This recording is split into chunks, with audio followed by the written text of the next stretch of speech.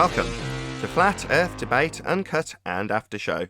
I'm your host Nathan Oakley, and if you are new to this channel, or you've not done so already, then be sure to subscribe, hit the bell notification icon and join button if you'd like to become a Nathan Oakley 1980 channel member and keep up to date with the Flat Earth Debate. If you would like to support the channel, there is a super chat that runs alongside each of these shows while they premiere. There's also a PayPal, Patreon and crypto link in the info box below the video. Also below this video you can get £50 for swapping your UK electricity supplier to Octopus Energy. I'm also going to do a quick shout out to all of you who do support me on Patreon, so a massive shout out of thanks and appreciation to Philip Simon, Will Brax, Melby Styles, Troy Shuker, Bose Nail, Joseph Pizarro, Samson, Maris, Mobile Max 777, Neo the One, Lost Cat FE, Rob W, Open Minded, Reese Pound, Del West Watson, Mike, Muted, Dick Earth Skeptic, and a literalist, Maria Neelands, Unbelievable Productions, Blue Ridge Ranger, Rob H, The Real Gabster, Windrider, Liam Nedrick Jr., Abraham Mohammed, Naibai, Adrian Quintana, Skeptic936, Life is Short, Fireball X, TheFlatEarthChannel.com, Texas Mike, Edwin Johnson, Kirsten Smith, and David Wayne Foster. So another massive thank you to all of you for supporting me on Patreon. Now I'm going to hand over to whoever is in Discord and Google so you can enjoy their conversation while I set up for today's live show.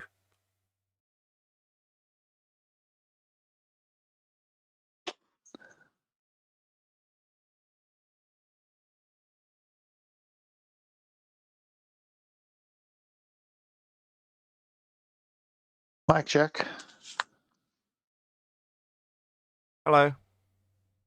Good morning. Can I get a mic check? I hear you.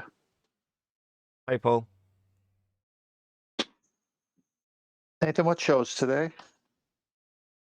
1392. And Mondays was 1391? Yeah. Okay.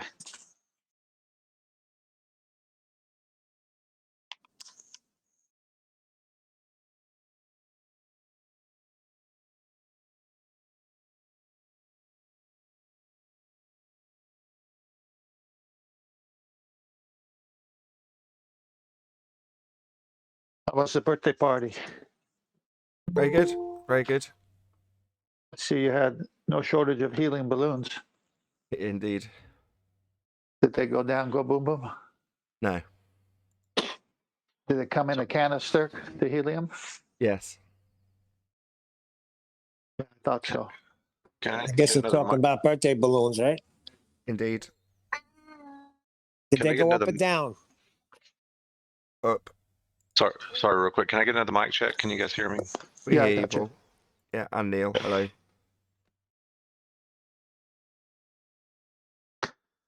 What if you're upside down? Look, Neil, there were no strings attached to this helium balloon test. So listen, I got my car at Midas now. Listen, I got my car at Midas now. I want to hear what bullshit they tell me that another oxygen sensor's gone. When a mechanic already told me that there's a leak in the exhaust and whoever did the exhaust has to fix it. Ah, So I'm going to catch him out there right now. you sure love controversy. Well, I want people to be truthful with me. I'm not arguing it. I'm like you. I recognize it.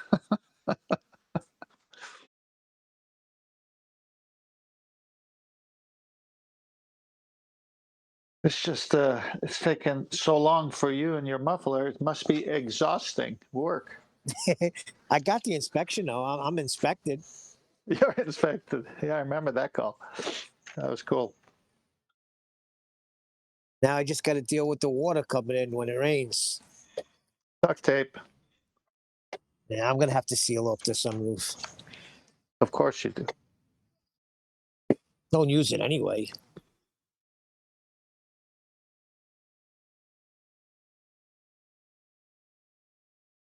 So what's the latest controversy? Fill me in. One day without flat earth debate and it feels like a lifetime has gone by. You gotta be kidding me. Yeah, I don't even know what the arguments are anymore.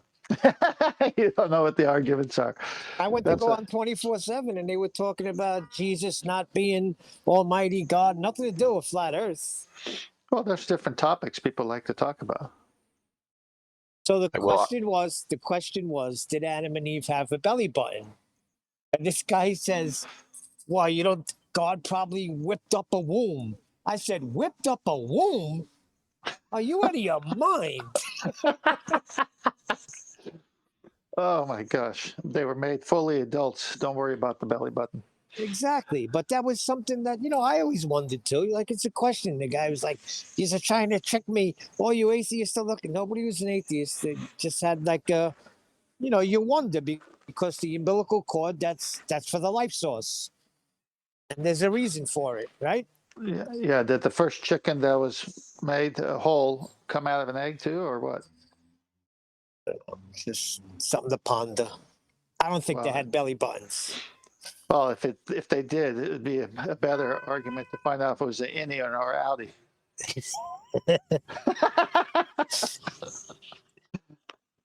Such silly topics. What were you going to say, John? Wait a second. Let me get in on this belly button talk. My brother had an Audi once. You better he- not have a he got it belly fixed. button ring. If I find out Please. you have a belly button ring, you're in trouble, Righteous. I don't know, Righteous. What you say? No, he it's just had not an Audi, but- Almighty. I don't know. What's One that? time you had a visiting a doctor, and the doctor said, you can fix that. So he went in and Yeah. he got it fixed, and now it just looks like an innie, I guess. Looks perfect. I mean, not that I got anything against an Audi. I mean, I've seen him a long time as an Audi belly button. That was all right too, but Well, I think I meant think it looked Righteous, as an in belly button should look. Righteous. I think we just answered Neil's question. Why people talk about other things than flat Earth? All right. All right. Well, sorry I What's interrupted going on with something. You were gonna Hillbilly ask Blue Paul something? Balls?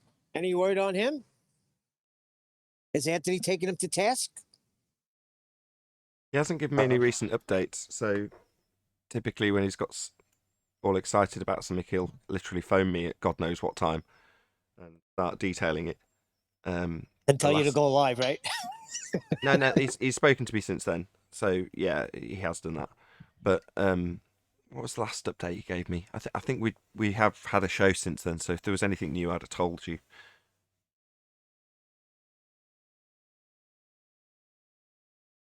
Well, I just got an alert. Another 24 hours, more mass, less distance, still no acceleration. 8 minutes ago, Sleeping Warrior.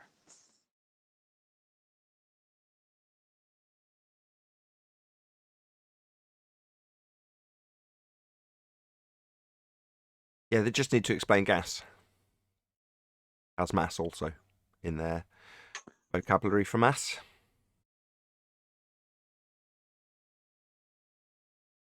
What is mass? I don't know, I'm not even going to attempt to define it, but what they're calling mass in their claim. Yeah? Anything that's got stuff, if you like, to keep it as crude as you like. Well, gas has stuff. Mass, what they call mass. So it's particles? Is that what they're trying to say? Well, you can get into the definitions of mass if you like. If you want to say mole when they say mass, the amount of stuff. Well, that's what I was leading to. So mole is a better definition in this context, right? I know, but they say mass. And now I await the right person at the right time, typically QE, once I've finished my explanation, once I've finished, to say, what's mass? It needs to be added at the end. But obviously, for contextual reasons, you need to keep it as simple and in their vocabulary as much as possible, and then put the disclaimers in afterwards. Otherwise, it becomes very convoluted. So when you're talking to someone on the subject, you say mass until it's over, and then you explain or ask, what is it?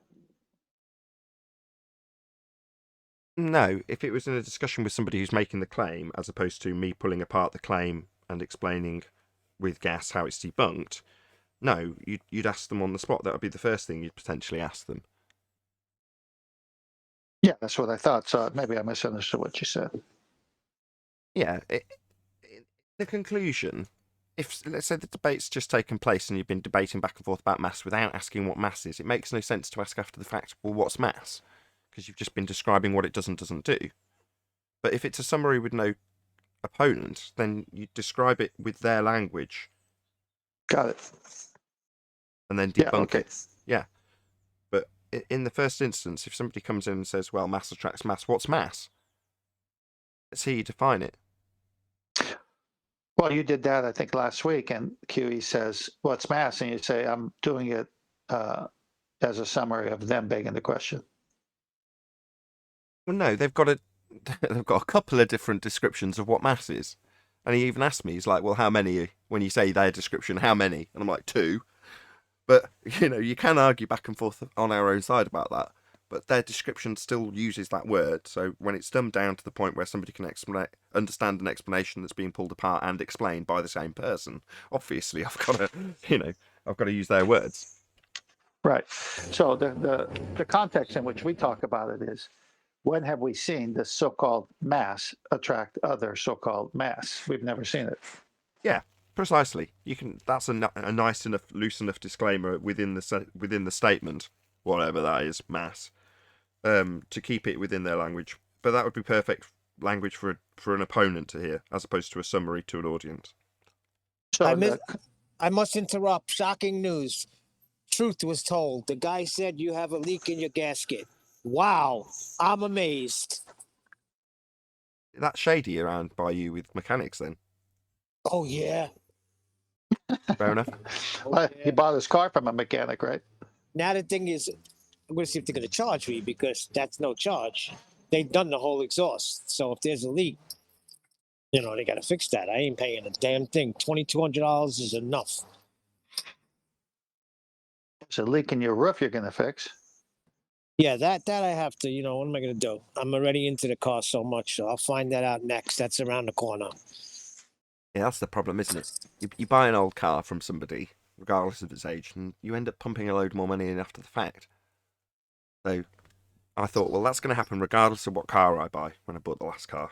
So I'm going to buy it as cheap as humanly possible, obviously in as good a condition as I can get for the cheapest possible.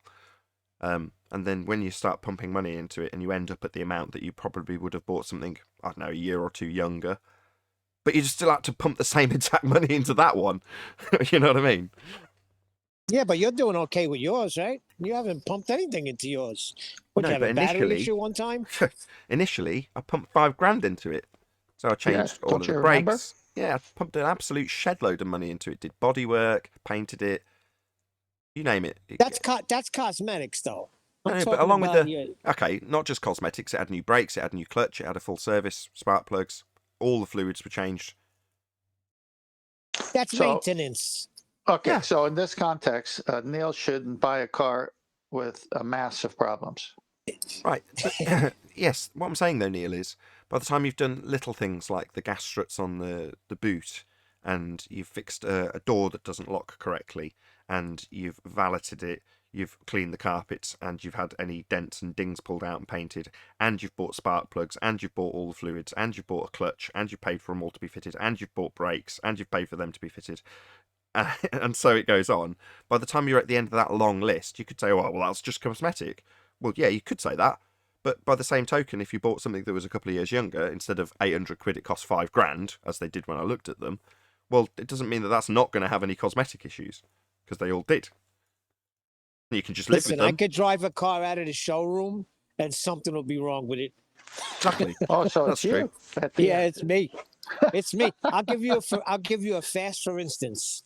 I take a certain way to work and home every day. Never a problem. Until I had to be somewhere the other day, there was a detour. Left work early to get there on time, and a detour. And there's only one road that gets me to where I had to go, and it was shut down. So they take you on an alternate route, which was an hour and 10 minutes. I counted it to take me right back to the same spot to enter the bridge from a different road. And then when I entered the bridge, the detour was down. So tell me how that happens. That's Sod's Law, we call it. Murphy's I'd- Law? Sod's I'd Law. say you went I'd say you went a bridge too far. I was losing my mind. Let's. If I ever take a road trip with you, let me drive, okay? Yeah, it doesn't matter. If I'm in the car, you're stuck. That's it. Whatever. Murphy's Law is going to hit us all. Whatever could go wrong will go wrong. I'll take the risk just for the entertainment value. Oh.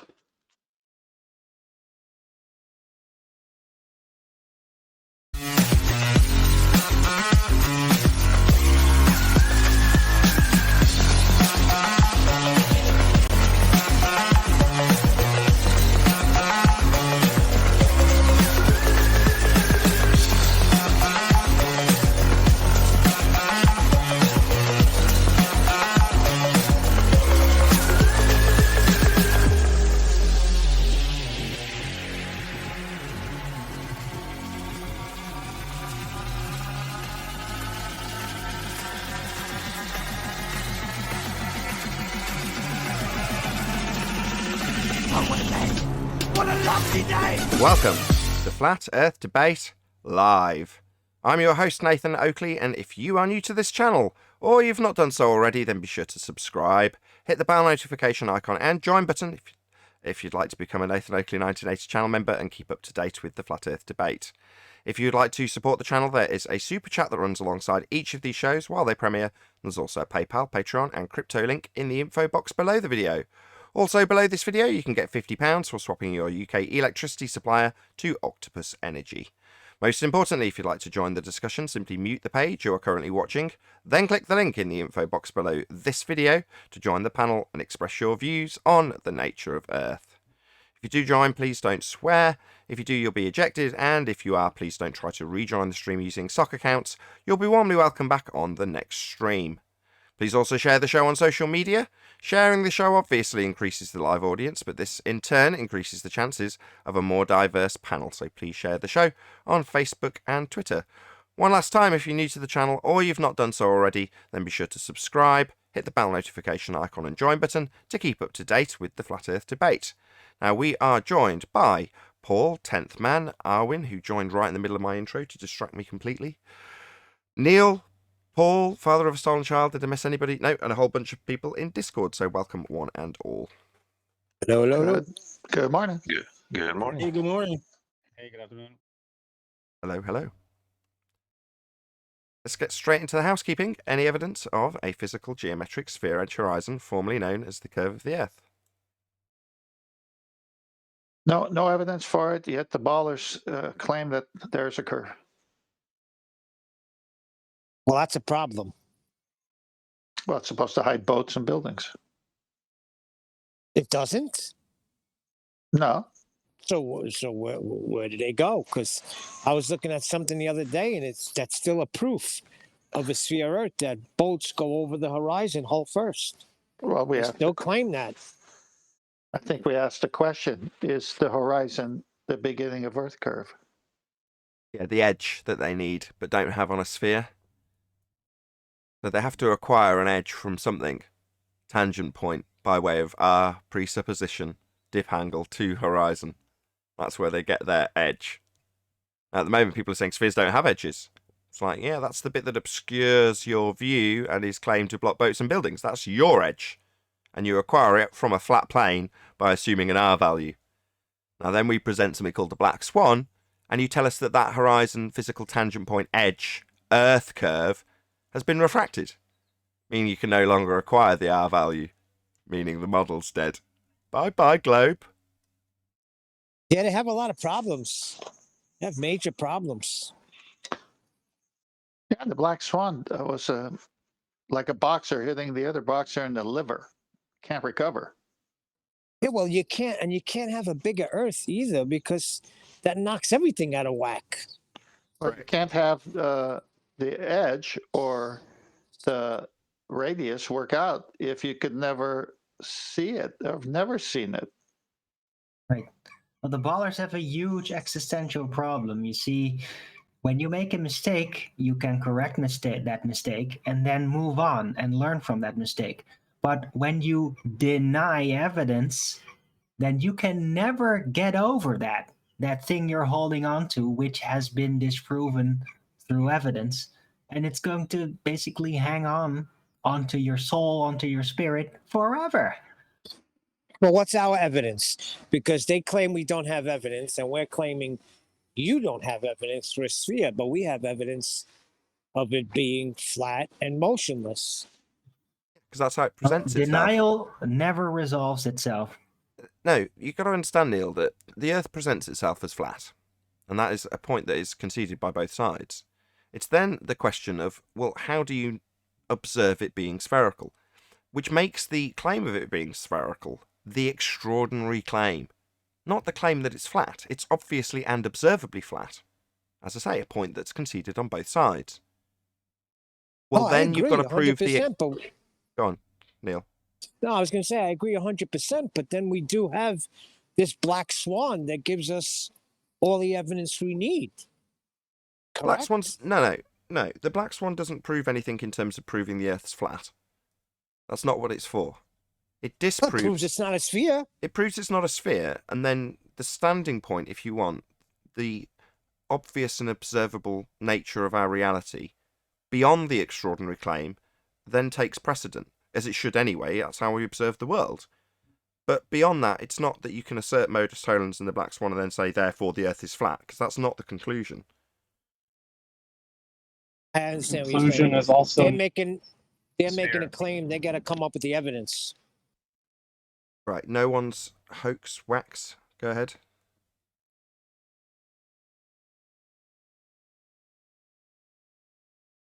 I think it was Paul. No one's beeswax. My bad.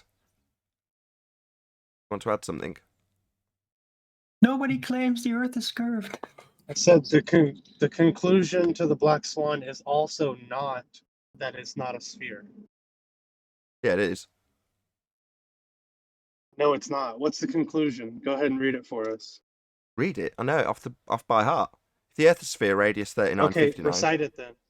I was just in the middle of it.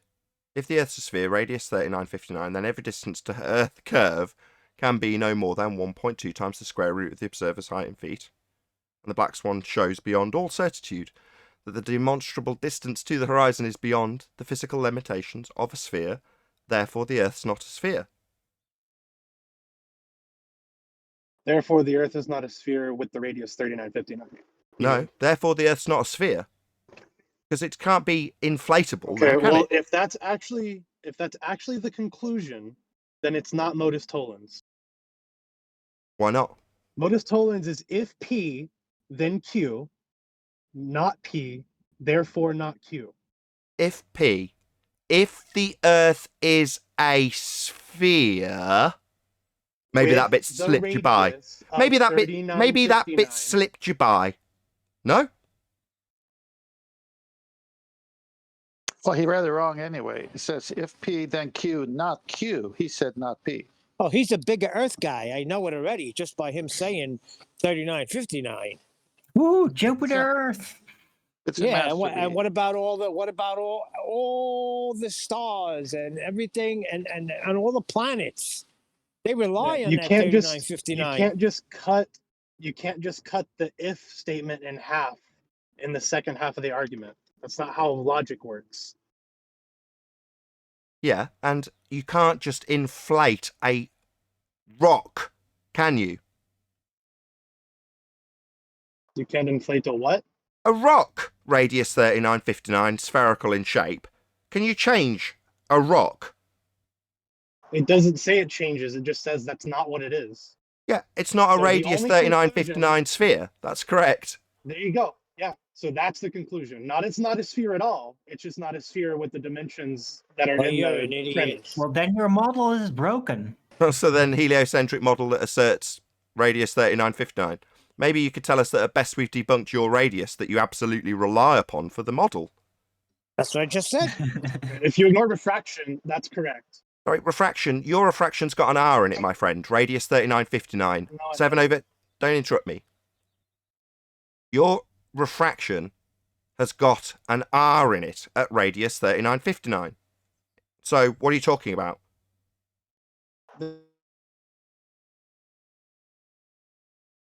You're breaking up. Get a better mic. There is will no you? R in Snell's law. Try again. Well, Nathan. Sorry, Snell's law isn't There is no terrestrial. radius Excuse value. me. There is Snell's no, law. Sorry, is Snell's law part of your terrestrial refraction calculation in the Earth geometry that is asserted to prove Earth's a sphere? No, Snell's law is not. Yes. Snell's law is how we calculate refraction. No, yes. it is not. It is terrestrial refraction. Snell's law is how we calculate refraction. That's how you calculate refraction, but not terrestrial refraction, where you assume light bends around the sphere that you assume. That's your refraction. So no, it's Snell's not. law is I'll how we say it calculate again while you refraction, interrupt the yes. conclusion for the third time, because you don't like it when you're proven wrong. The refraction on a globe is terrestrial refraction, not Snell's law. You are wrong. The rate of terrestrial refraction is based on R, 7/6 in standard form. That is your refraction, not Snell's law.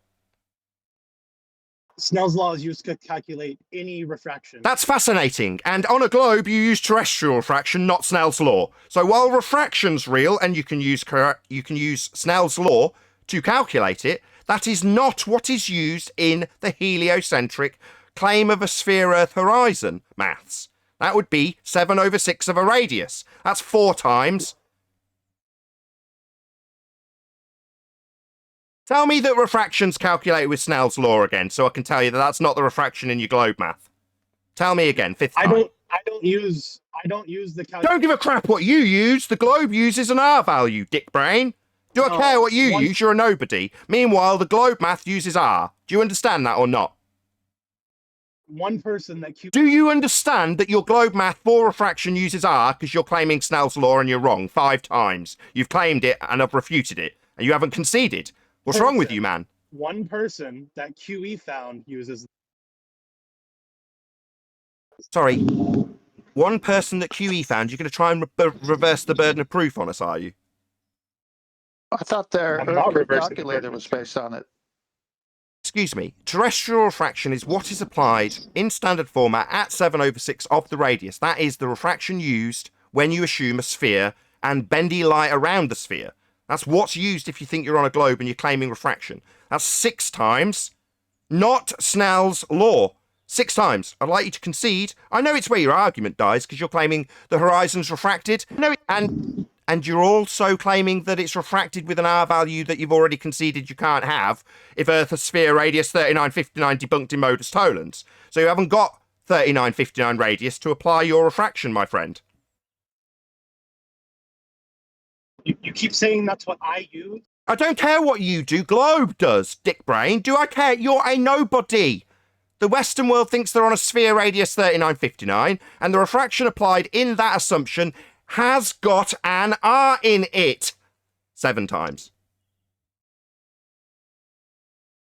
Stop telling me what I use, Nathan. I don't care what you use. I'm not telling you what you use. I'm telling you what the globe does. Now, you're here fighting for a globe and saying, well, I'll use Snell's law. Oh, really? Well, that's fascinating when we've got globe Earth geometry that uses an R value for their refraction. You're not using it. Oh, well, then you're in the wrong place. Go and debate with some tosser on the street who couldn't give a crap about the actual rhetoric that's being asserted for the entirety of the Western world. You are but one man. Clear? Or maybe present what your model is then. Yeah, show me how Snell's law is sandwiched into a globe model somehow.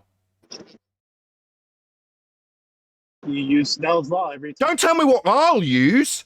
Tell me where you've got a citation that says Snell's law applies to a bendy light around a sphere. Show me that. Bearing in mind that we've had Mick West, the guy who's got these calculations, and his claim that it's Snell's law, with a little link to Snell's law, just below where it actually applies 7/6R. Bearing in mind we've had Mick West over a barrel on this, yeah? A guy who's actually got a calculator for Earth curve. Not you, just some tosser. We've had Mick West over a barrel on this, my friend. You absolutely, unequivocally use R in your refraction calculation for a globe Earth. You do if you're a glober. Yeah, I'm not stereotyping, I'm telling you. That's what you will do if you believe you're on a sphere, radius 3959. That's what you'll do. Now, I've challenged the high priest of this calculation, Mick West, in his maths for it. You, on the other hand, say you don't do it. Well, where's your calculator then? I use Snell's law. I don't care what you use. There's globe Earth maths. Have you got a globe Earth calculator with Snell's law in it? You do care what Don't stutter. Have you got a calculator for a globe Earth with Snell's law being applied and the maths thereafter to back up your claim that Snell's law is applicable? It isn't. Terrestrial refraction is. I've said that 9 times. So have you got... do care what I use because Have you got a globe Earth calculator with Snell's law being applied? Yes or no? yes, Let's see it. you want Snell's law. No. Third time, you dumbo. Third time. Are you deaf? A globe Earth calculator that assume light bends around it that says, no, that's because of Snell's law and the maths that would entail. Do you have that? Yeah, give me the atmospheric conditions between the viewing point and the observer, and I can do it for you. You can do it with a calculator that you'll provide us, like the one Mick West provides that we've grilled him over his lack of application. Why are you interrupting me? Why are you interrupting me, Fundy? That's a question I'd like an answer. Why are you interrupting me? Because his balls You dead. just keep going on, Nathan. Because I'm what? Going on about the fact that you've said the horizon's moved because it's refracted. I've pointed out that no, your refraction needs are. You've already conceded at the bare minimum that definitely haven't got that radius because of modus tollens. You conceded that. Didn't quite say the old Mr. Sensible, at best you would have debunked the radius, but that's pretty much what you said. Now we're in a point where you're saying refraction, your refraction needs R. But you're saying no, Snell's law. Yeah, I highlight to an audience that you will bait and switch refractive effects in the atmosphere by way of 7/6R. That's something I educate my audience with on an almost daily basis. Now we're at the 9th rendition of the point your argument died, and you're not conceding, Fundy. Why not? It's not Snell's law. You don't have a calculator that's got Snell's law applicable. You saying you can do it on the fly isn't a globe Earth calculator asserting heliocentric sphere Earth edges getting in the way of boats and buildings and light refracting around at a rate of R. No, that's 10 times, friend. Hello? Can I speak now?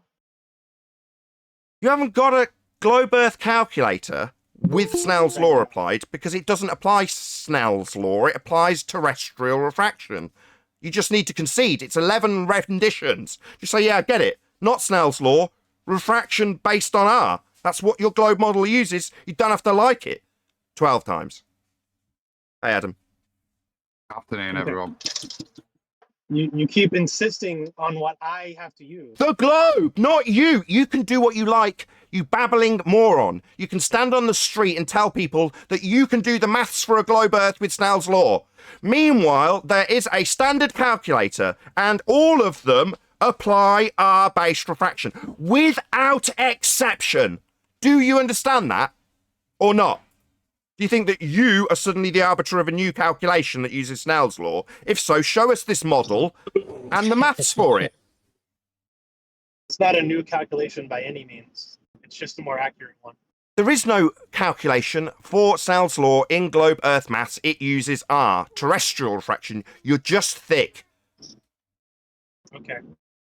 Yeah, you are thick. Okay. If you say so, Nick. I do say so. I understand your globe Earth model and its requirement to bend light around a claim to be curved atmosphere at a rate of R. That's what your globe model claims. You don't have to like it. The fact that you want to utilize a bait and switch, like all of them, where they'll talk about refractive effects like Snell's law and say, well, Snell's law's real, therefore light bends around the rate at 7/6R around a globe Earth. That's the bait and switch. I've just stopped you doing it. Yeah, you can't get over on Nathan with that. It's not a big switch. Oh, really? If you So have you really think that where it says 7/6R in Mick West's calculator, and we asked, why are you saying Snell's law? And then he shows a little link to Snell's law that doesn't apply to the calculation. You think that you can do better. What's your calculator published under? What's it published under? Are you done? Are you done? Yeah, I'm done ripping you a new one. What's your calculator published under? What's the website for your calculator? Unmuting me? What? No way! He's asking if I'm muting him. I've recited the rebuttal to your claim of refraction, Snell's law. 13 times, and while I'm giving you the rendition, you're asking if I'm muting you. No, that's you talking through me. Scum. He's pushing a curved atmosphere, but he's not saying that directly. You're saying Can Snell's I law tell is you just how to wrong. calculate it now? Right. What's the Where do you website for your get your curved calculator? atmosphere? What's the website for your calculator? I don't have an approximation calculator. You don't have a calculator? Oh, right. Well, I've God. quizzed heliocentric priests far up the food chain compared to you. Like Mick West, who does have a calculator. Very heavily referenced, my friend, Metabunk. Now, I have had him over a barrel and ripped him a new asshole based on his assumption of R. And he needs that R for his refraction at 7/6R. You are just a tosser.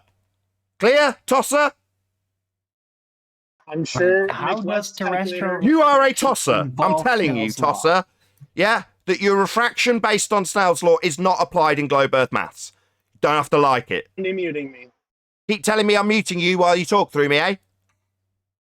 You're fundy muting me. Mate, I'm telling you in no uncertain terms that your calculations need R. You're saying, no, Mick West's not right. That's just one Stop calculation telling that me uses what R. my calculations need. You don't know what my calculations need. What's the website for your calculator? I don't want an approximation, Nathan. Sorry, that's not an answer. I asked for a website. He says he hasn't got approximation. What's the website for your calculator? I don't want an approximation. I'm not asking for an approximation. I'm asking for a website address.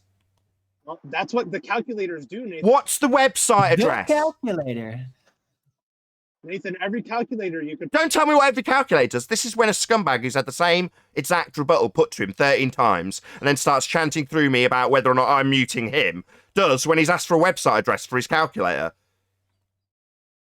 He's I've already silly. told- He's pushing a curved atmosphere, but denying R. Worse than that, Tenth Man. He's literally connecting two things that don't connect. So how does Snell's law involve with terrestrial refraction, which is the thing that is claimed to displace the horizon away from the geometric horizon visually? How do those two relate? Can Because I explain that? That's what Nathan Because is asking Snell- him, and he's because avoiding it. Snell's law. It is because Well- Snell's law can calculate. It does not matter the type. Really? Well, see, What? it's noise. I don't know what's going Sorry, Snell's law is Elijah. You're causing all sorts of chaos. So, no on. one, It's not me. no one. Hello, can you put yourself on mute? Hello? Hello? Yeah, you're causing audio chaos.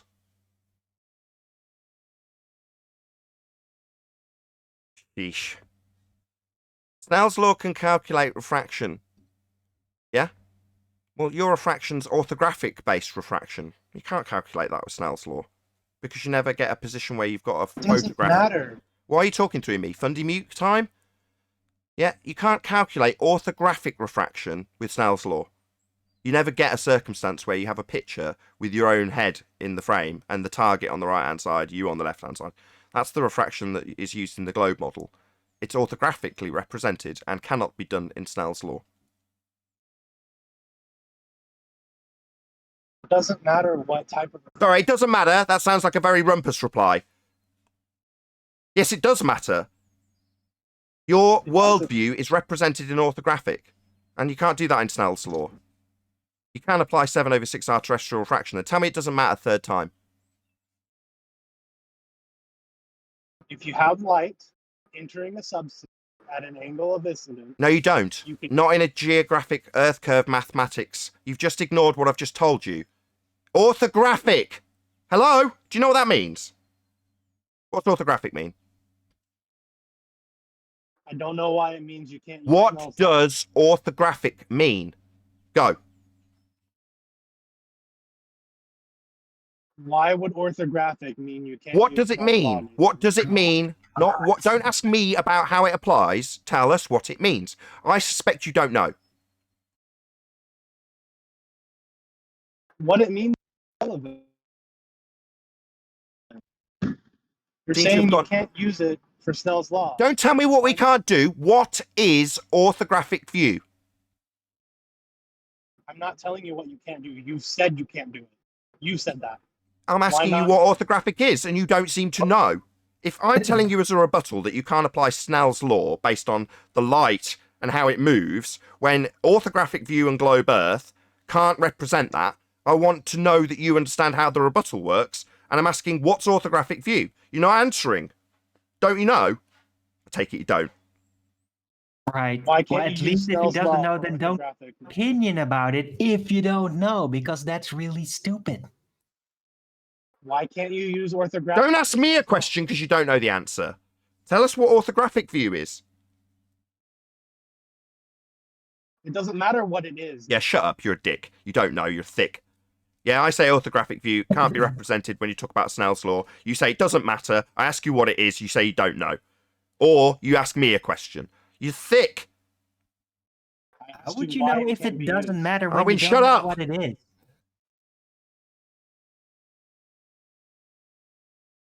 You don't know what orthographic view is, my friend.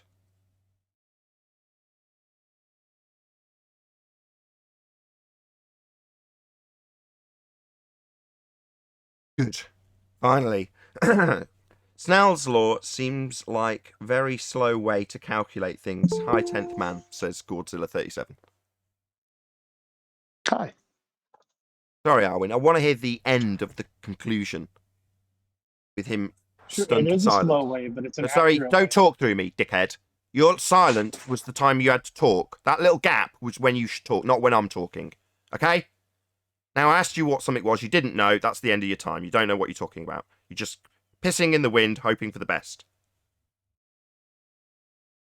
And you're just asserting that you Shut up! Do you understand? Shut up! without explaining. Do you why. understand? Shut up. Your time here's over. At the point I asked you what orthographic view was, and you start asking me a barrage of questions about it, that admirably demonstrates you don't know what it is. Therefore, your time here is done. You don't understand the argument. You don't understand the rebuttal. didn't ask I'm you a not going to question explain it to you about while you interrupt me. orthographic. Shut up. Any evidence of a self-perpetuating molten iron core at the center of a presupposed spherical Earth? The CGI proved it to me. Are we done with I that can guy? imagine it now, so that means it must be real. Yes, we are done with that guy. Did Didn't I- understand the Did I rebuttal. miss funding this already? Yeah. Okay, as long as we get to comment on it later, that's fine. Comment on it now. Feel free. Okay, Thanks, Nathan well, says well. he's presuming a curved atmosphere. So he's saying one thing, and then he's trying to deny the R, but he's assuming a curved atmosphere. Where do you get the curved atmosphere if it's not 7 over 6R? It is. I told him that for 13 times. Where did I assume a curved atmosphere? You don't, the globe does. You tried that trick about 7 times. It's a globe claim. If you're a glober, it's your claim. It's not stereotyping, it's a fact with the globe. If you believe in it, that's your claim. Don't have to like it. It's not stereotyping fallacy, and I don't care what you, one nameless, faceless individual, says. It is utterly inconsequential when the entire Western world... This is the 3rd time I've repeated this. Yeah? Shut up. Tired of you. You're a moron. Yeah, this And- is and Mark look, Taylor level. globe- You need to inform globe yourself claims- a little better. Globe claims are stereotyping now. Well, That's pretty well, funny. so with Snell's law, you have like the light entering a second medium in which the angle of the light changes. Now, when you Google Snell's law and you click images, like that's what it shows. It's not in, there's no example where you have light curving around a curved surface. None. There's none that describes obstruction being moved because of refraction. That's why I like when you asked him to, get a citation, and he just wouldn't, because it doesn't exist. Right. They use 7 No, over he 6R. doesn't know. He doesn't even know the difference. He's very ill-informed. Right, gotta shout out a couple of super chats. So, shout out to Retro Bill. It says, regarding Earth curve, Ball has consistently referenced the studies where surveyors measured triangles with angles adding up to over 180 degrees. What's the best way to address this? Their angles adding up to 180 degrees are based on the presupposition of the zenith measurement being taken to the center of a presupposed spherical Earth, Retro Bill. That's why. So, if you take the measurement and assume you're on a sphere, and then move over and take a new zenith, assuming you're on a sphere, that's going to happen. Shout out to Retro Bill for the super chat. Thank you very much. Also, Godzilla37, 10th man doesn't get my pun. I want my money back. Let's just read your super chat again. I got it. I had to go look at it first, and I just responded to it. That was clever. Now, he says, Snell's law seems like a very slow way to calculate things. Oh, snail's law. Very good. Ooh, nice. Very good, very good. Was there another one? Go on, John. I was going to say, like, the whole point of the dip angle is to measure the radius. If the horizon's not geometric, you don't have a radius to measure. We're talking about what is, and they're trying to give justifications for why they can't measure this now. That's ridiculous. How do you get a dip angle of an apparent position? Hold on, just one sec, Chocolate. Measure this. This is Earth curve. Right? It's the title when they've got a load of horizons composited together. This is Earth curve. So when they're saying this has moved with refraction, it's the horizon they're talking about, and the horizon's their Earth curve. So Earth curves moved with refraction, they're saying, making their entire claim a complete sham, farce, nonsense, contradiction, paradox.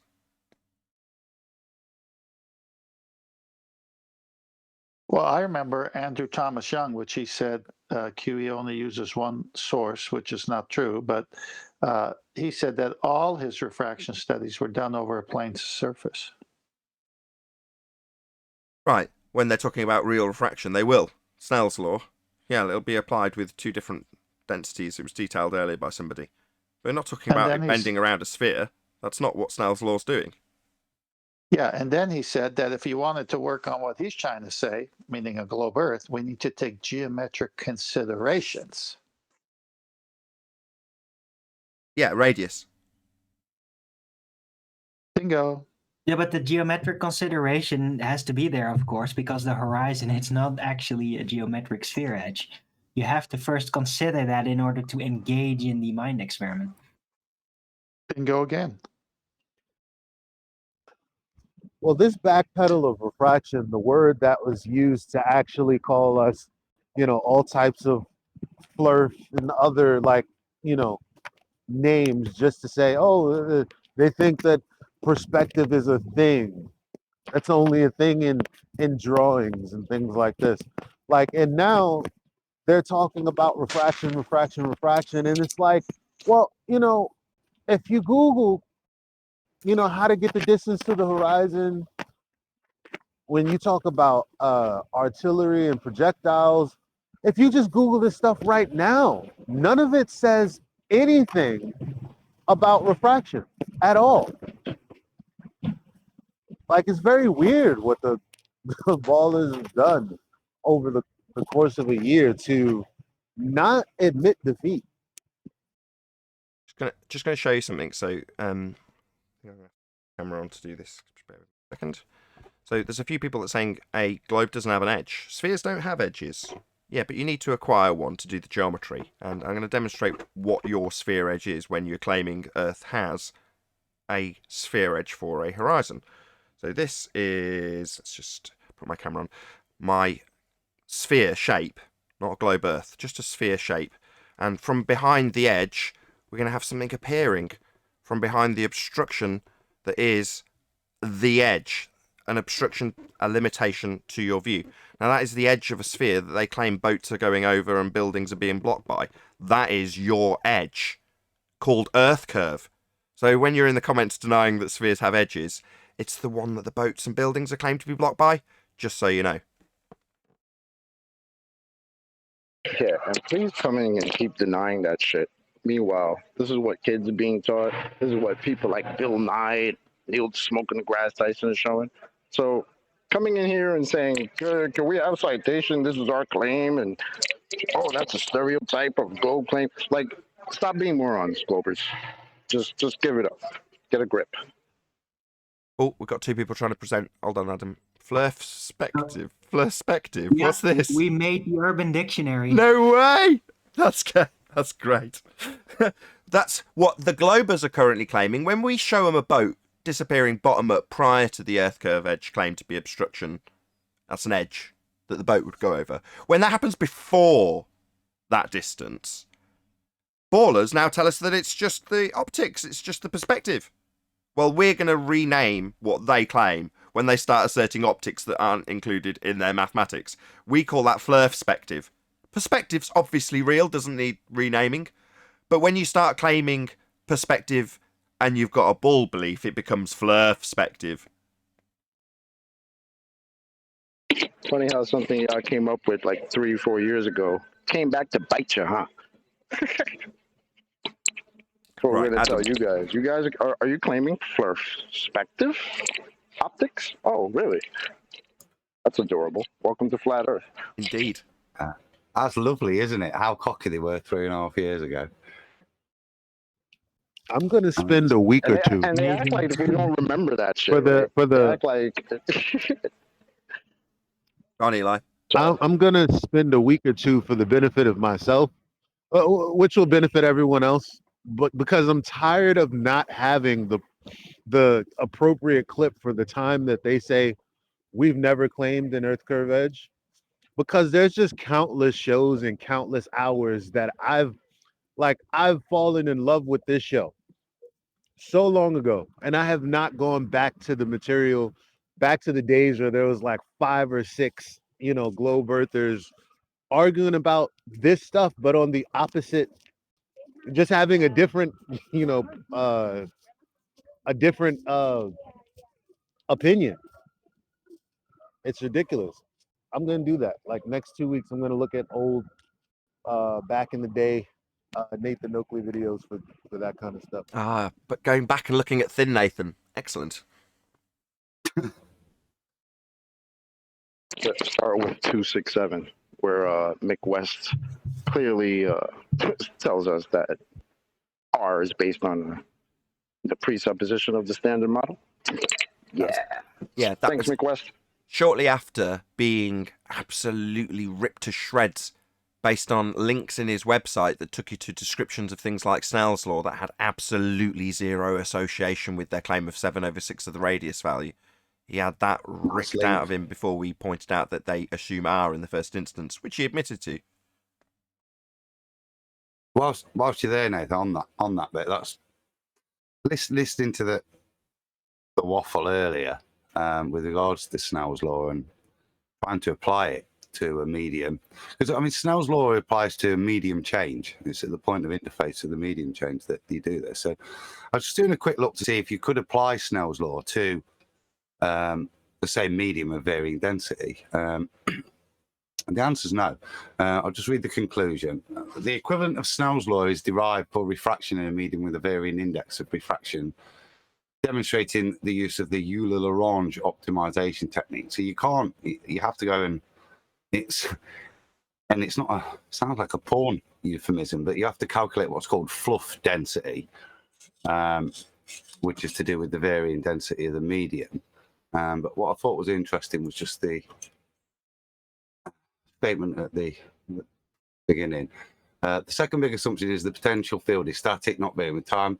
There is no consideration given to energy conservation, momentum conservation, curved space-time, dilated local time. This is a purely mathematical treatment with idealized conditions. So none of this is experiment-based. It's all mathematical. Ooh. If you're gonna all abstract, huh? Mm-hmm. That's clearly fine. Told by them. Just because it's abstract, it's a description. Maths is just a language. It's describing something that occurs when you have light traversing a medium change. That's what it's describing mathematically. Does that mean that it's immediately an invalid description? No. In the same way as me describing how we don't have a geometric sphere edge for a horizon, it's just me describing something with language. Now, if that language is maths or English, it doesn't make it wrong automatically. It's just a description. That's what they're saying. they're saying it is wrong. It's wrong. It's the wrong language to use Snell's law. It's the wrong language when you're discussing the same medium with varying density. You have to use the Euler-Lagrange refraction. That's the language to describe it mathematically, not Snell. Oh, right. Oh, I see. Well, So you're that's funny. saying where it could or was being asserted to apply in the mathematics of Earth curve geometry, it can't. It's the wrong language when talking about Snell's law in maths. I see your point. Excellent, Adam. Debunking the guy completely and concisely. Thank you. Excellent. You have to use Euler-Lagrange in fluff. Euler-Lagrange in fluff. Yeah. So I said, I see. And at any That's stage why the hold other on, day hold when on, Ed don't, hold on. In Snell's Euler, law. hold on. Sorry. In Euler-Lagrange in fluff, does it at any stage in this mathematics assert that light bends around a presupposed radius value? well, this is what they're talking. I've only had a quick skim, but yeah, they cover capture radius at point of source and curvature of trajectory. But this is based on the fluff density, it's saying, so not based on R, because obviously it's the phase, it's the difference in density that's supposed to be causing it. They're just assuming a link to R, but actually in the actions of the photon, it can't have anything to do with R. It has to do with the medium, and then they're just then the perversion, isn't it, to make it fit the alleged curve that they then say is to do with Snell's law. That as this is saying, no, you can't use Snell's law for that, but it is to do with the density of the medium and the other mathematical stuff. It's quite too complicated for me to get my head around in a couple of minutes, but that seems to be the principle that they're making. It is not, you can't use a language that describes refraction occurring from one medium to the next where they're distinct mediums. You have to use this, which it talks about varying density of the same medium. Okie doke. Thank you, Adam. Much obliged. Hey, Adam, just to be clear, isn't the atmosphere the same medium? Just to be clear. No, Yeah. no, it's not.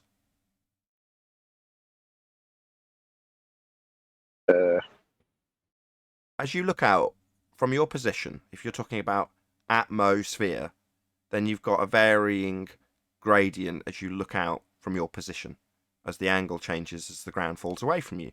But that's all summed up by one word: atmosphere. So sphere-shaped air, no, that doesn't work in the same way. But that's why whenever these are described, the actual effects of refraction, they're not doing them over spherical surfaces. They're doing them over flat Well, surfaces. let me rephrase. Is the air one medium? Yes. Wait a minute, Paul. You're asking, is the air the same medium as the air? That's correct. That's what he's asking. But in the sphere air, then no is the answer. When you assume a sphere air, no. From your vantage point, no. It changes as you look out.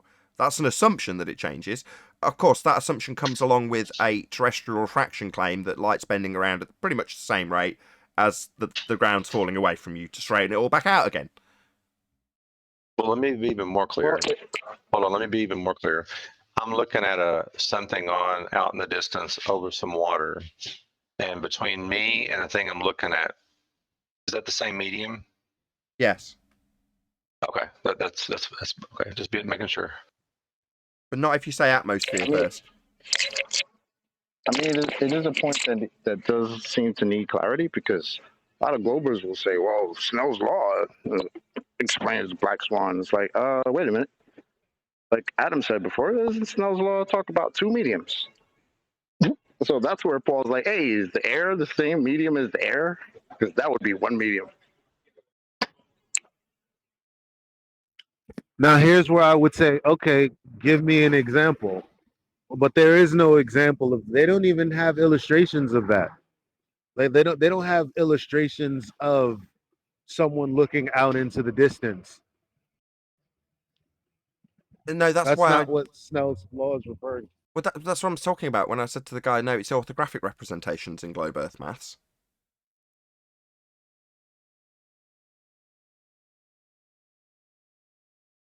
Moving on. Any more on this before we move on? Any evidence of gas pressure without a container?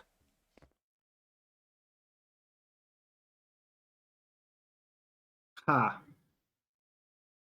Gradient. Two containers, maybe. maybe 2 containers? Maybe. How are you going to have gas particles colliding with not the walls of a container? They don't, they just carry on. If the sky was a vacuum, for example, then the gas we breathe would fill that space because it'd have nothing to bounce off of. So it would just bounce off the ground if it was going down for whatever reason, Right. and go straight back up again.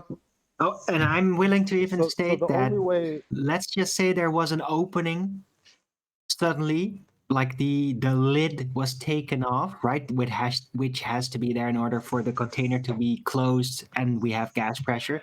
Then everything in it, the gas-wise, right? The entire gradient is going to universally expand. Like the entire gradient is going to stretch up and expand in all directions. Like even as it is gradiated, it's going to instantly expand uniformly in all directions, pushing everything out, right? Even though it was gradiated, there was lower pressure at the top, the entire thing will expand in all directions, gradient and all, until it's all gone. Indeed. Rumpus uses a scientific word. He says it wanders off. Yeah, all the gas we're breathing would wander off into space if there was nothing containing the gas. Further to that, we wouldn't have that scenario because Arwin's describing gas with containment, having the containment removed and suddenly dispersing because it's no longer got anything to press upon to maintain the pressure. Now, I can translate that one step further back in terms of the history of heliocentrism and say, if the sky was a vacuum, as per the heliocentric model, we would never develop gas pressure in the first place. Gas would leave the ground and just dissipate into space immediately. That's all the gas would ever do, so you'd never develop pressure. Sky's not a vacuum, space is fake. So the only thing left to do is to think of another context in which you would also have to change the definition of gas pressure. They do. Well, they don't. They say it doesn't apply to the atmosphere. Neither does gas law in general. PV equals nRT doesn't apply to atmosphere. Second law of thermodynamics doesn't apply to atmosphere. Their assumption that air takes the shape of a sphere doesn't fall in line with natural law. That's the bottom line.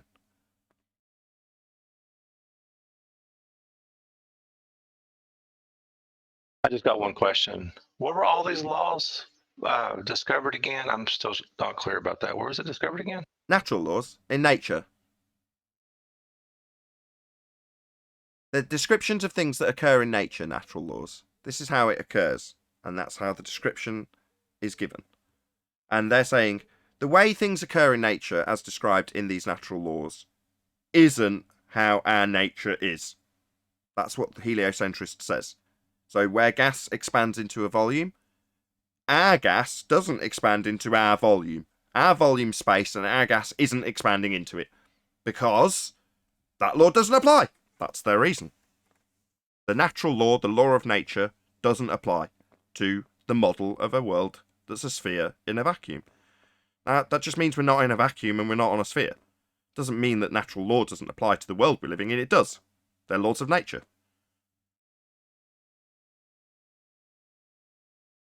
Any evidence of axial rotation of the Earth-based variety? That's just nonsense.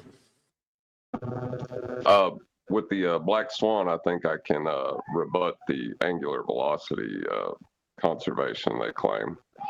They don't claim that. So the rebuttal when we point out there's no Coriolis. I'll just say it again.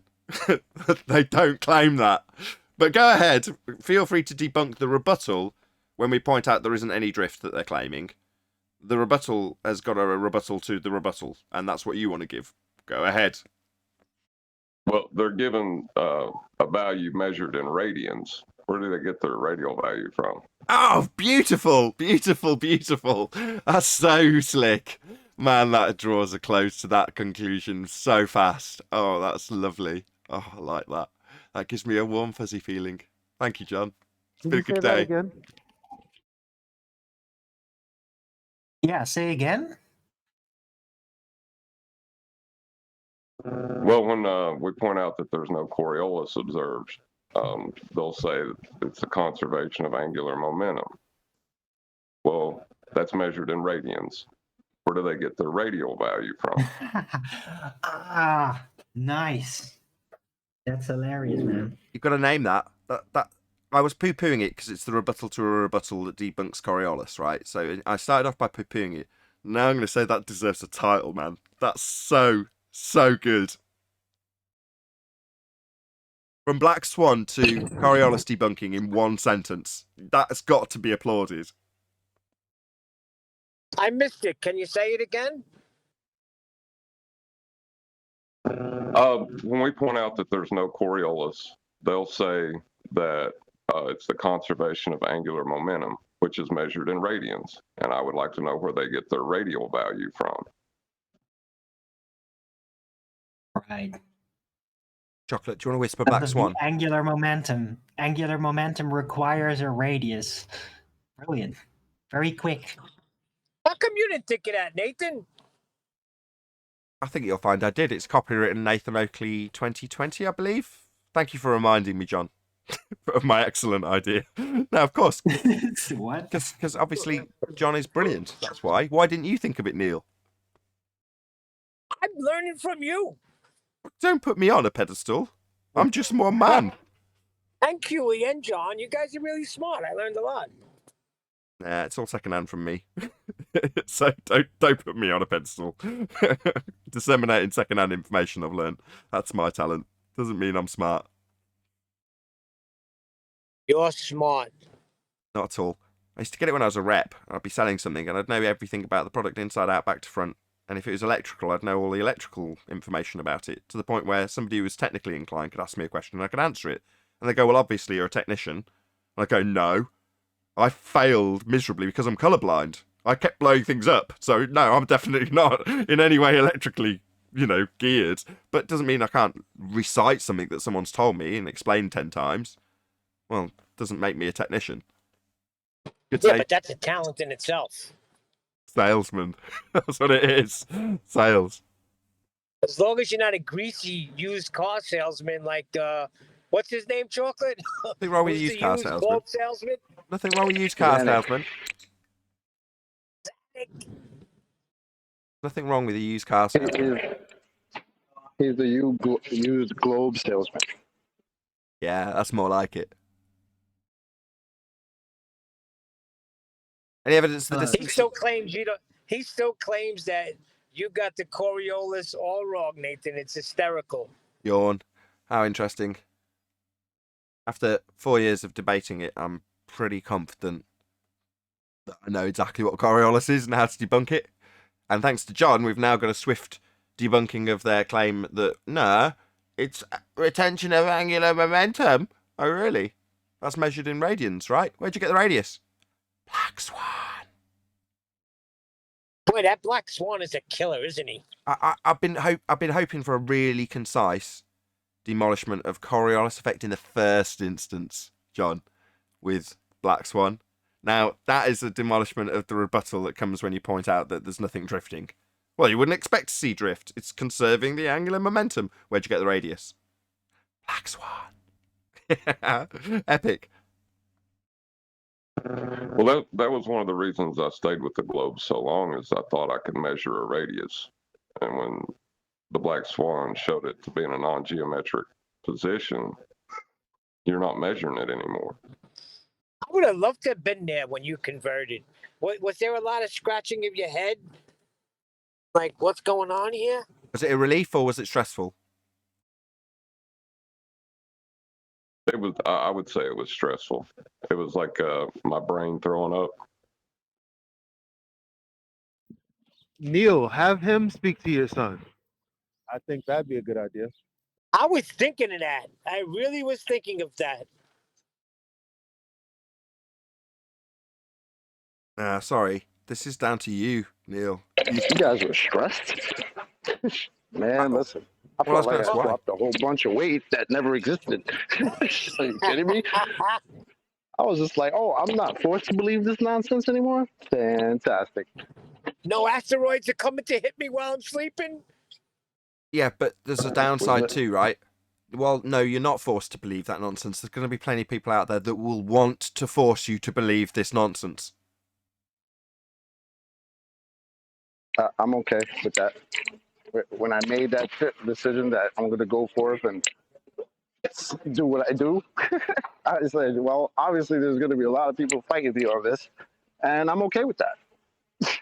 You know, I'm all right fighting as long as I got truth behind me. Yeah, I'm not it's much worried about easier. It's people and their something to feelings. do. Like, it's like going into a chess match that you know inevitably you will win because of the ignorance of the other party. Yeah, but why is that? Because when my brother first mentioned Flat Earth to me, I literally abused him for at least 2 or 3 weeks as I watched video on top of video of Flat Earth and just walked away like, holy cow, the Earth is flat. What's going on here? What is that in us that?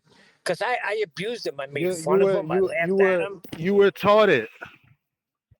Like, Okay, and what I that's mean by that is like the media that we consume, like usually they problem solve in a fallacious way. And we pick that up as a society. right. Well, and it doesn't, and it really it goes in all directions because, I mean, if you're questioning anyone's paradigm, no matter what it is, the first aspect of it is ridicule. Like, what are you thinking this and that? Because, I mean, I'm not going to say who and what, but I started questioning some things about the thing that's not supposed to be talked about, that's not scientific on the flat earth side. And because I brought that into question, I got ridiculed for it, asking for scientific evidence, asking for certain things. So it really just depends on how hard you've held on to your paradigm and how hard you're willing to either let it go or cling to it. The ridicule will come after that. And it's stressful if you're aware of that. Go ahead. I was just going to say, if you're aware of that as a society, it's frowned upon to believe the Earth is flat. Now, I'm using their words because that's the position that I'm taking when I describe this transition from John's example of being a globehead, relying on R and knowing that that's something dependable that you've always got, to, oh my God, it's not. Well, if you're acutely aware that people who are flat earthers, maybe by you, if you Neil, are ridiculed because you've done it, then you're going to think, well, crap, I've now got to try and appeal to all these people who are out there that were just like me 25 seconds ago that would literally ridicule this nonsense because it isn't nonsense, it's actually the truth. But that doesn't change the people around me who still think as I did 45 seconds ago. Yeah, but it's so weird because I brought everything at him. I was like, NASA and all of these people are lying. Like, everything we hear, I threw at him. Like, I'm surprised he stood so calm. Was it stressful because the ridicule you thought you'd receive, John, or was it more that just the paradigm shift is just cognitively stressful to change paradigm on the spot when you realise you haven't got R? Or is it, like I say, the ridicule that you knew you'd get as a result? Well, I think a lot of my imagination and the things that I loved was tied up in the globe. You know, I was a space nerd. I love space. I love everything about it. And it's not real, you know. It's not easy. And I feel that, but I wonder, like, is it hard? Is it hard for people because they hold onto it in their imagination that much? Like, they put themselves in space all the time in their brain. Because I just felt like this is a cool story, great, right? But I don't have to hold on to this as my reality. Are you kidding me? Like, why would I get stressed out and then start attacking a group of people who are like, hey, how about I trust what my senses tell me about the earth that I live on, as a part to trusting some stories some guy in a white lab coat told me? Well, it's kind of analogous. It's not actually like, but it would be analogous to like waking up one day and realizing you're a brain in a jar. Oh, Is what God. it felt like. Is that really the note I'm going to have to end this live show on? Yes, it is. Thank you very much, John. You did so well until that point. With that, I'm going to say, if you are watching this on either Nathan Oakley 1980 or Nathan Oakley premiering streams, then stay tuned, as there will be an after show to follow. Unfortunately, if you are watching this live, this is where we bid you farewell. So, a huge, massive, enormous thank you to both Discord and G+ panels for making today's live show possible. And of course, a massive thank you to all of you for smashing the super chat, liking, commenting, sharing, subscribing, or becoming a Nathan Oakley 1980 channel member. Below this video, you can get £50 for swapping your UK electricity supplier to Octopus Energy. Once again, stay tuned if you're watching on either premiering stream. I've been Nathan Oakley, and I'll see you all in the next video.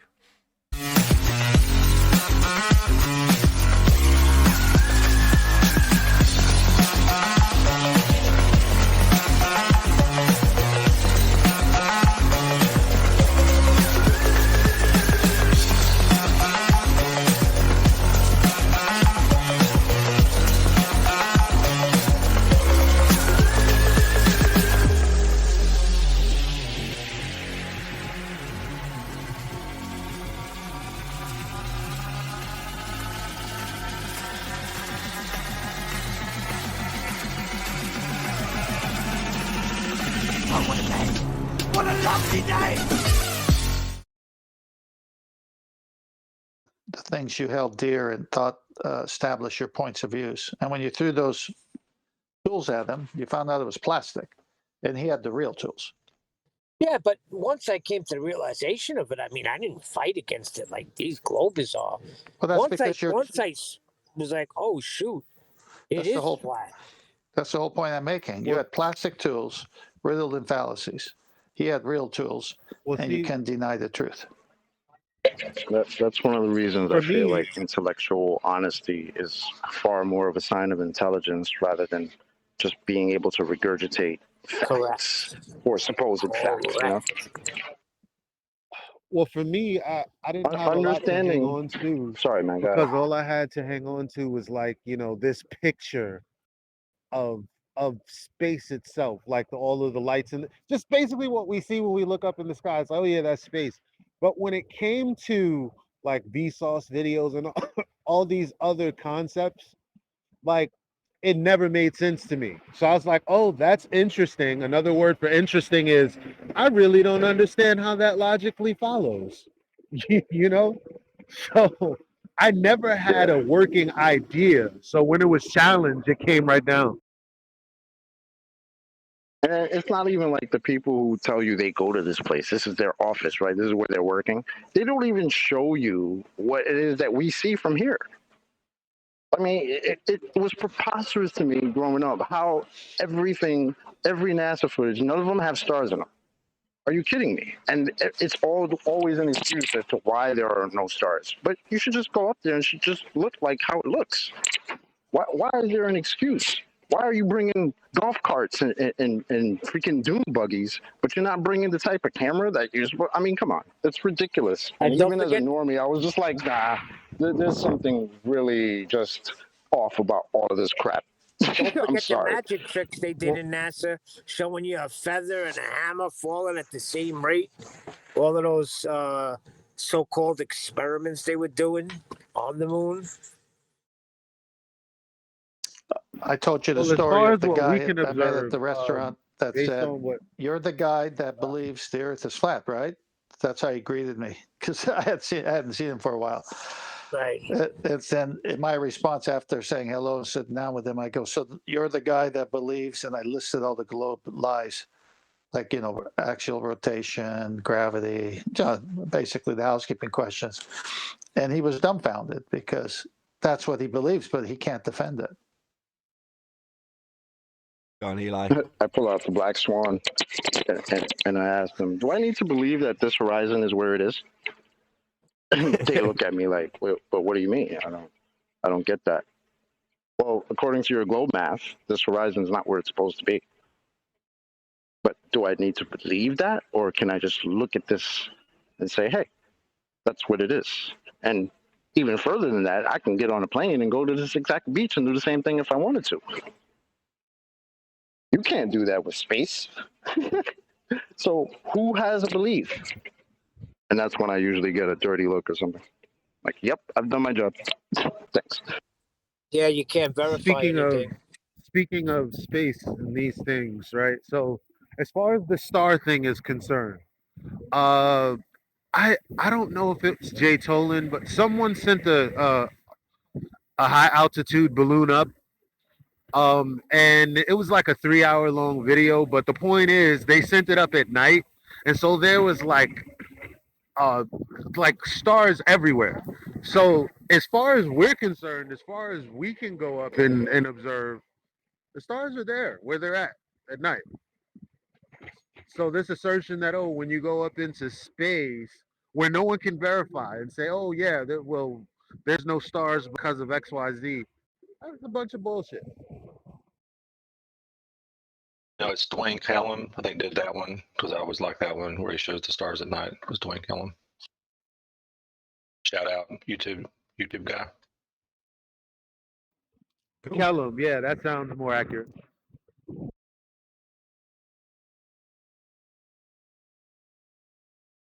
Hey, anybody Do any of see you- Mick Jagger's video? Whose video? Mick Jagger. Yeah, it says the Earth is flat and cold. Yeah. It was a pretty good music video, even. It's not bad. Like, It's the whole song was pretty impressive. Dave Grohl, Wait, innit? wait. Who said that? Mick Jagger? Yeah, Mick Jagger and Dave made a new Grohl. song. Yeah, No way. yeah. DITRH and Russian Vids both put the video out. So if you check it out on either Dearth or Russian Vids channel, you can see the clip. But yeah, it's just part of his lyrics. The Earth is flat and cold. Right? The whole Depends on where song you is on are on YouTube. planet Earth. The whole song is on YouTube, so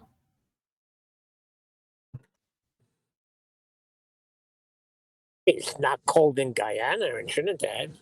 It's hot there. nah, it was I don't know why cold. Maybe it was a reference to cold hearted or something, or I think that has to be it. right. It was, well, the Flat Earth was just a part of the song. It was also about just the COVID nonsense and Bill Gates and all kinds of things, right? And Flat Earth was in there as well. I've been saying it from the beginning. Flat Earth is at the center of it. All of this stuff going on. Flat Earth. Think about someone like Jagger, right? Some old rocker. He's not in danger of getting cancelled on social media. Now, if you're an established star or an up-and-comer, you're not going to want to jeopardize your current career or your potential career by talking about this sort of stuff. So they don't. Jagger, on the other hand, he doesn't give a shit. Is his legacy going to get ruined because people go, "Hey, you're a flat earther"? They might come see him. But he can do it because his shtick is really the rebellion. No, So he get a visit from Neil deGrasse Tyson. Uh-oh. Yeah, that would be an interesting. Yeah, that would be interesting if that happens. Because he's done it twice already, hasn't he? He visited Katy Perry. Who was the other one he visited recently? Just decided to turn up on their doorstep because they said that, oh, well, what's all this flat earth stuff then? Neil deGrasse Tyson suddenly appears like a fucking genie. She asked him if math was science. Like, people say she's dumb and all this and all that. I think she asked him the best questions she could possibly ask. She needs to keep up to date with the Flat Earth debate if she wants to be enlightened. Who are you talking about? Katy Perry. Oh, do we care? Other than it's deGrasse Tyson related and the celebrities stop by on? Is Katy Perry interesting suddenly? Clearly not. I'm just answering Elijah. Hey, Neil, I just reposted the original song in Master B, if you want to take a look. Okay. Yeah, shout out to Jagger and Grohl. Cool, very cool. And it was a good song, man. I listened to it like 5 times in a row. It really rocks. So, Can't good go wrong, song. right? Jagger and Grohl? How could that be bad? long Maybe till the they have next to song apologize. will be on refraction.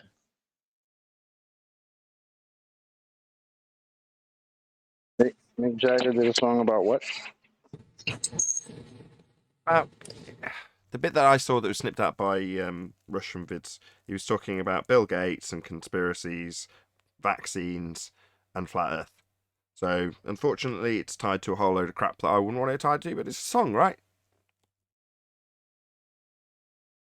Yeah, but if you remember when it first came out, The Unspeakable, what they were saying, we need to flatten the curve. We need to flatten the curve. Well, we are flattening the curve. There is no curve. Yeah. Funny how thing about ironic. that is too that they also use this term called the R value, and it has to do with coronavirus as well. Like they always talk about the R value. Yeah, and it was called a black swan initially.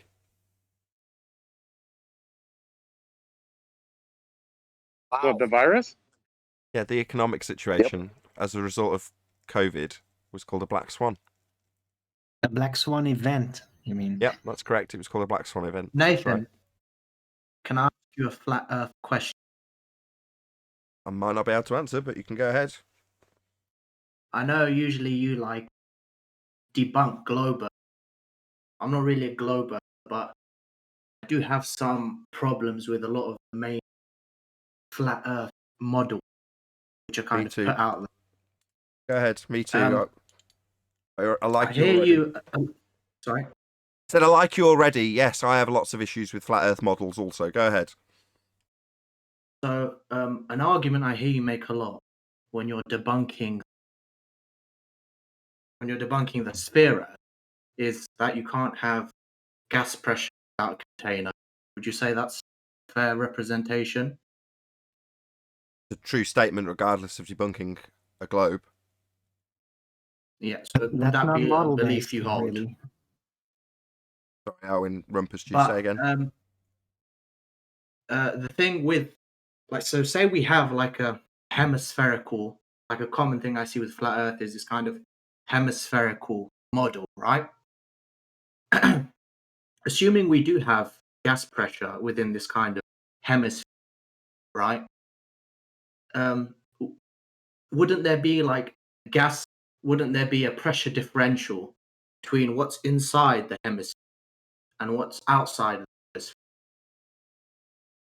I don't know. No, there would be.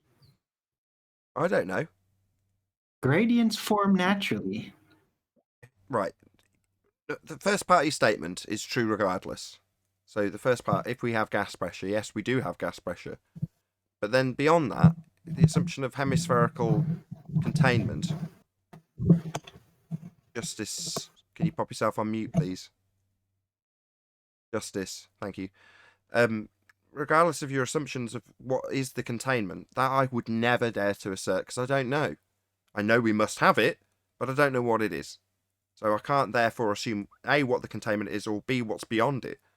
But you're asking me to do both. The only bit I can agree with is if we have gas pressure, well, we definitely do.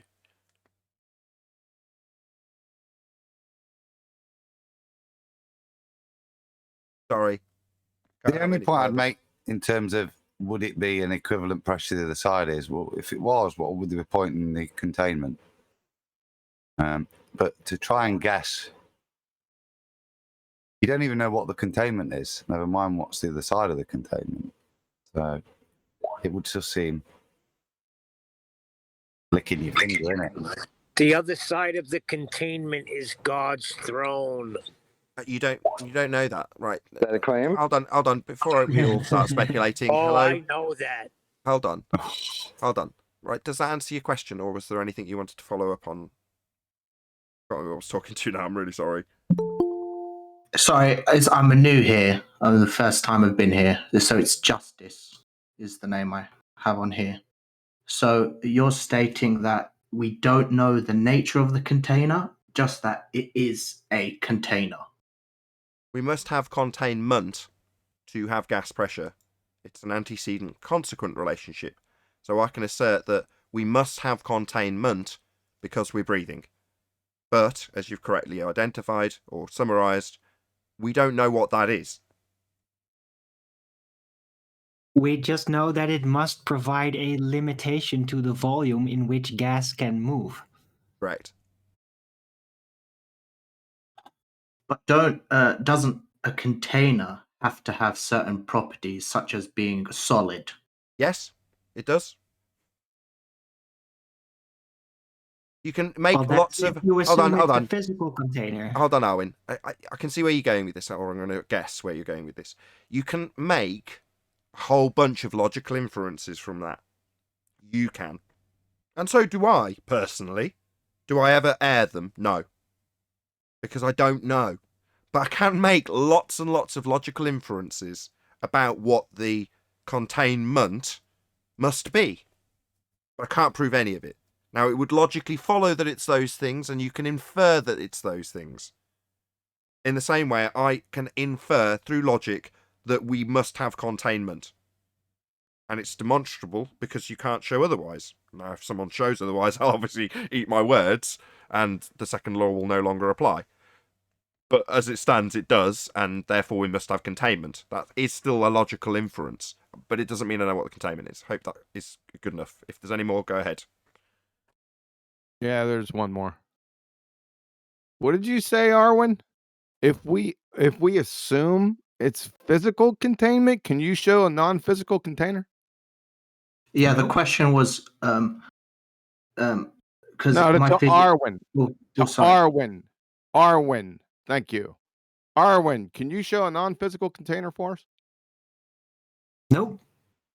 But if So I could I guess the somehow assumption's reach safe this, that it has to can be a I physical finish? container, right?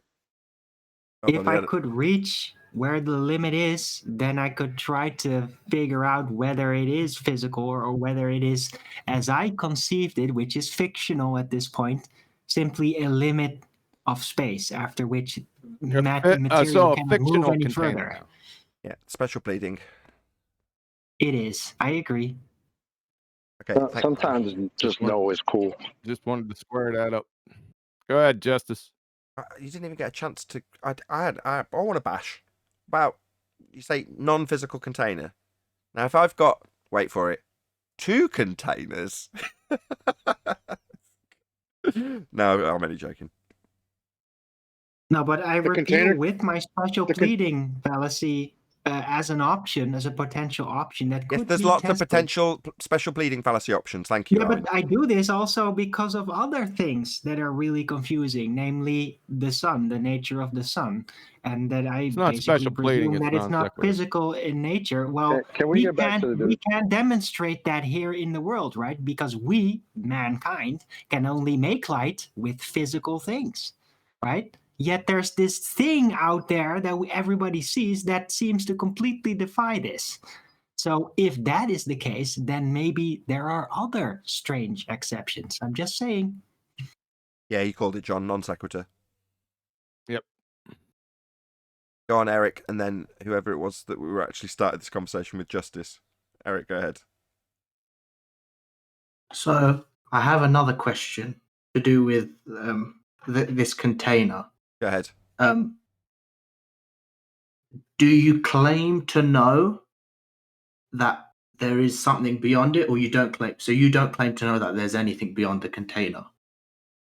I don't claim, no. Who are you asking?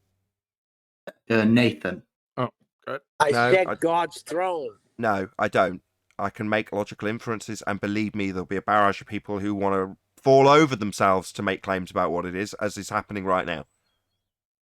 No, I do not. Exactly. The outer layer. It's the outer Not yet, layer. Nathan. Before you all fall over yourselves to give your barrage of special pleading fallacies, non sequitur fallacies, and biblical text examples, is there any other questions? Justice. Yeah, I have one more question. Go ahead. Would it be against the law of physics and thermodynamics as we know it to claim that at this containment, or wherever this container is, beyond it there is nothing?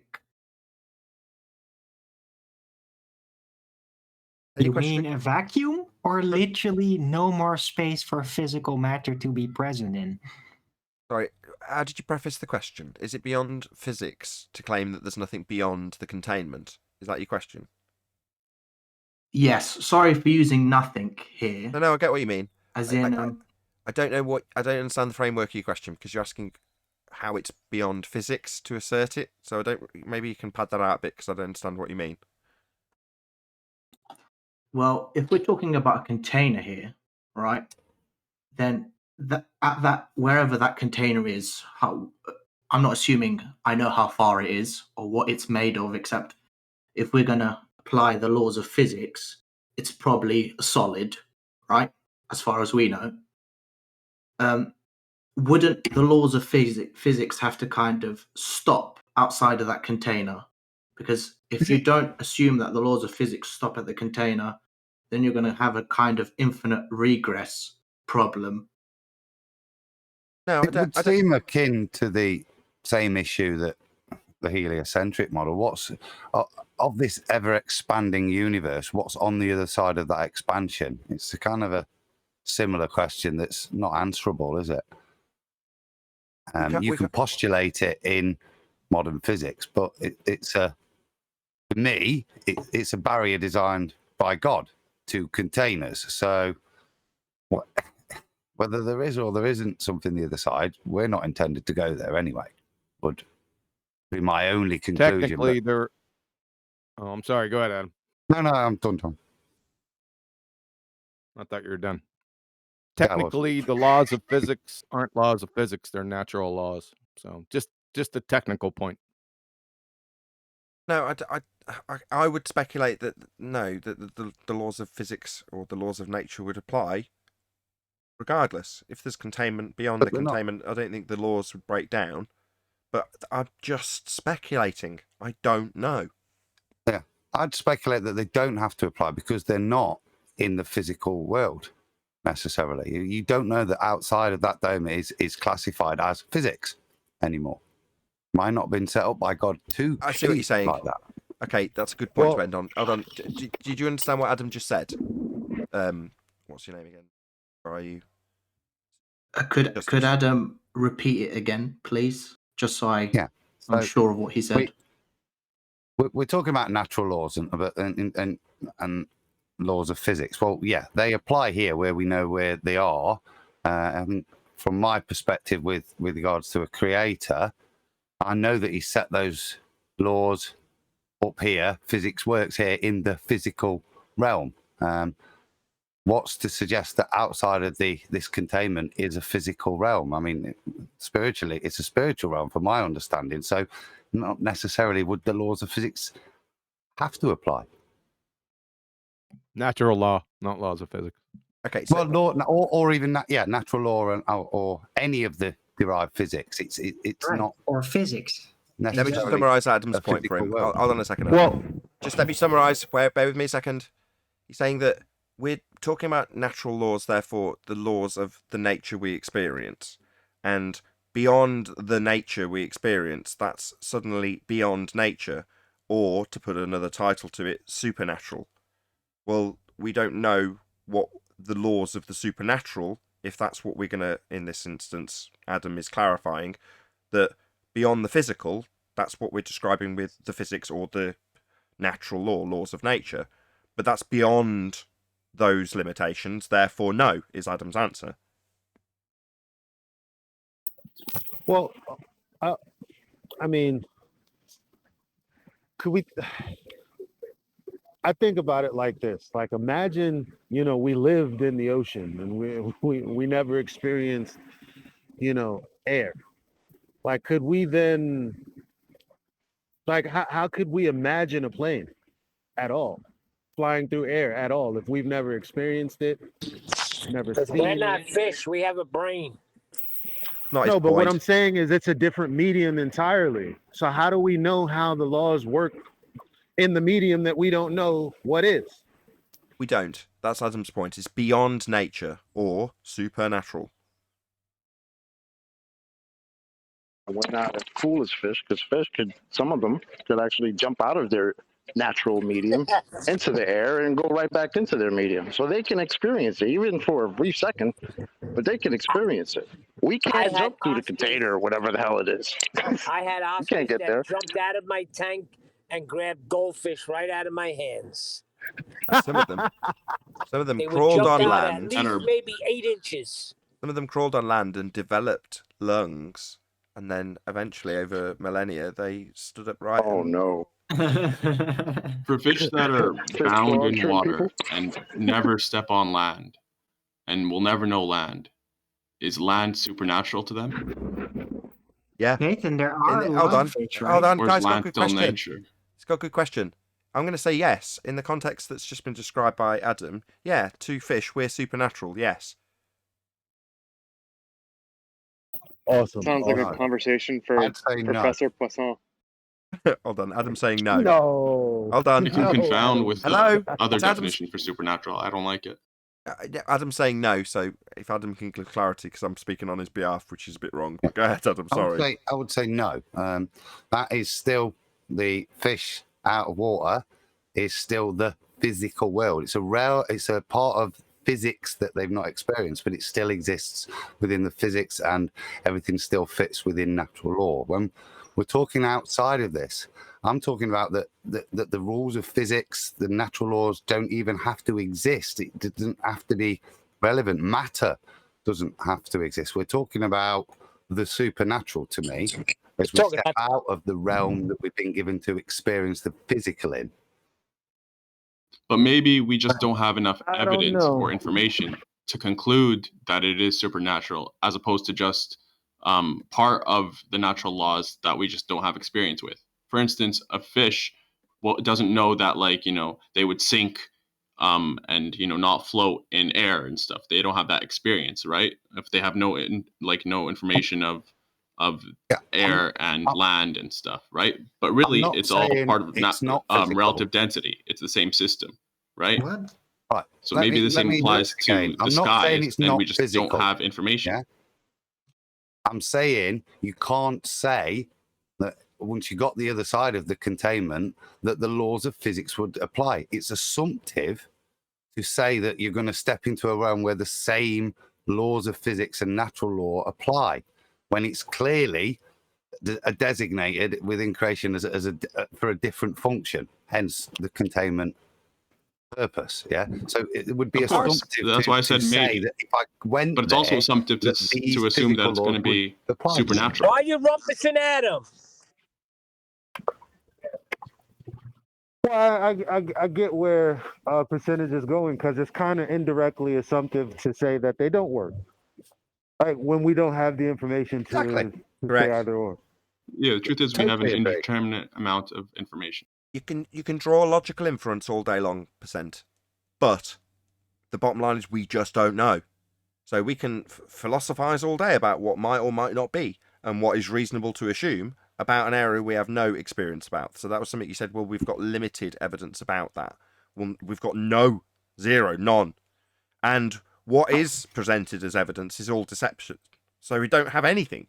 Beyond some deception from people like NASA, we know absolutely nothing about that region. The original question, Nathan, was, do the laws apply there? So I think we've answered it honestly, and it is, they might do, they might not do, it might have absolutely nothing to do with those laws out there. But the honest answer is you haven't got a clue. Right, we just don't know. And just kudos to Justice. Is it Justice Stone? Your insightful question has developed this conversation, so props to you. Natural laws have been developed, been discovered based on our experience within the container or realm. So we have no experience with any other container, right? We don't know how to get there, if there is any at all. So natural laws apply to where it has been figured out to be natural law, which is here.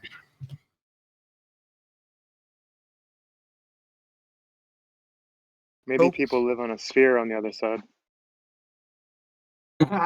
That's funny. I don't know why that's sorry. funny. It is funny. Yeah, that's because he lost his Snell's law of refraction. Hold on, just let me wrap my head around how that would work. So what you're saying potentially in this argument, It just suddenly spins into a globe head's way of retaining some heliocentrism when they've come to flat Earth. That's what it sounds like when you spin it like that. So you look up at the celestial bodies and go, right, okay, obviously we're on a flat plane. Obviously there's a container, and I'm going to infer logically that it's a big dome. But beyond that, there's space and there's planets.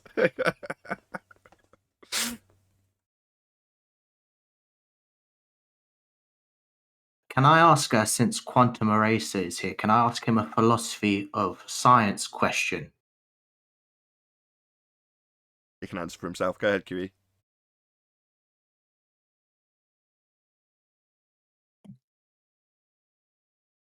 Make sure he had his Go ahead. breakfast. No, I haven't had breakfast yet. Go ahead. So I'm one of my so I watch your a lot of your science videos like Beyond Flat Earth, and I think Quantum Eraser's videos, especially on the scientific method, I think are some of the best videos, and they're very hard to find. It's very hard to find that type of philosophy of science on YouTube. So just props to you for that, because I really enjoyed a lot of the videos you have on that topic. What do you think of? I know you've spoken about how you need a independent variable, a dependent variable, a valid hypothesis, and so on. What about control variables, right? What is the right amount of control variables to make a experiment valid? Controls are constants. It depends on what the experiment actually is. So there's no one set of controls or constant. Depends on what your experiment is.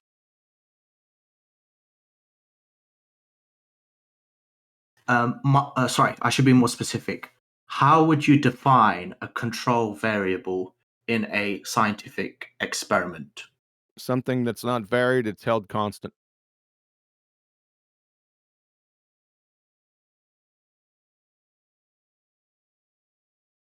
If we were proving the boiling point of water, yeah, then we would keep the air pressure constant as we did this. So that would be a control variable. We wouldn't want varying air pressures because that could affect the boiling point, wouldn't it? But we're not testing for the effect of air pressure, but we know it does have an effect, so we keep that one constant. As John says, but it's very specific to what you're inquiring about, isn't it? At what other things could affect it, and you need to therefore mitigate within the experiment to ensure they're constant and don't vary. But that is specific I would also to each add. experiment. Oh, sorry. What's the independent variable there? Hold on. Go ahead, percent, and then. I would also add. Theoretically, controls are supposed to be, truly constant, right? They're not supposed to change at all. And so theoretically, you could have as many as you want, as long as you're keeping them as controls. But technically, in actuality, these controls all have margins of error, and so I think ideally you would try to limit them to as few as possible, limit the variables. Well, there's a part of the statement that QE normally states when he's doing his presentation. He just didn't say it in this instance, which is it's a variable which is held constant to not affect the test. So while you're right, yes, they can have a margin of error. It's more that it's not affecting the test. So if you're going to try and boil water and you stick it on an aeroplane that's ascending, sorry, I can't think of a better example off the top of my head, and you're changing the pressure because it's an open top aeroplane, it's not a pressurized aeroplane. And, the higher you go, the lower the boiling point, right? But are you going to conduct the experiment whilst varying altitude and heat? Well, no, because the point of the experiment is that you have only got one variable that's being tested. So in other words, it's everything that isn't being tested is kept constant so as to not affect the test. So everything which isn't being tested. Oh, Yeah, that's correct. are you getting feedback? I'm not. So everything that is not being tested has to remain the same. Correct. Well, you got three variables in your experiment, man. You got the the independent. That's the one you're going to manipulate. And you got the one that's going to be affected, right? That's your dependent. And then we just talked about the control, right? Maybe it'll help if I give them their other name. They also get known as, or described as, constant variables, which sounds a bit counterintuitive. But something that could vary but is kept constant. So a constant variable. What if you do the experiment and then you determine the independent variable, and then you do the experiment again, and then you change the constant into the independent, and the experiment changes? Yeah, that's possible. And that's also Would necessary. Would that become the new Ivy? yes, That's correct. Then you'd hold the in water being boiled, for example, you'd hold the water temperature constant, with heat being a control variable, and then you'd vary the altitude to show that the boiling point drops. So you've got a different independent variable, but then you've got a different experiment. It's not the same experiment anymore. So the effect would be the dV would change, or? no, listen. The best example of this would be the theory on plant growth, right? What does it take for a plant to grow? Because you're going for a theory here. Remember what a scientific theory is, right? It's a hypothesis or group of related hypotheses which has been confirmed through repeated experimental tests, right? So plant growth, what does plants need to grow, right? There's a number of things, isn't there? We can talk about nutrients, we can talk about water, sunlight, pH. There's a number of things, right? So what you do is you hold each of those constant and then use the independent variable in a single scientific hypothesis with all the other ones held constant, and then you test your IV. Follow? And then you put that one as a constant, then you change another one, like water or nutrients. Get it? But there's always going to be a specific thing or reason that you're doing this, and it's a phenomena that's occurred.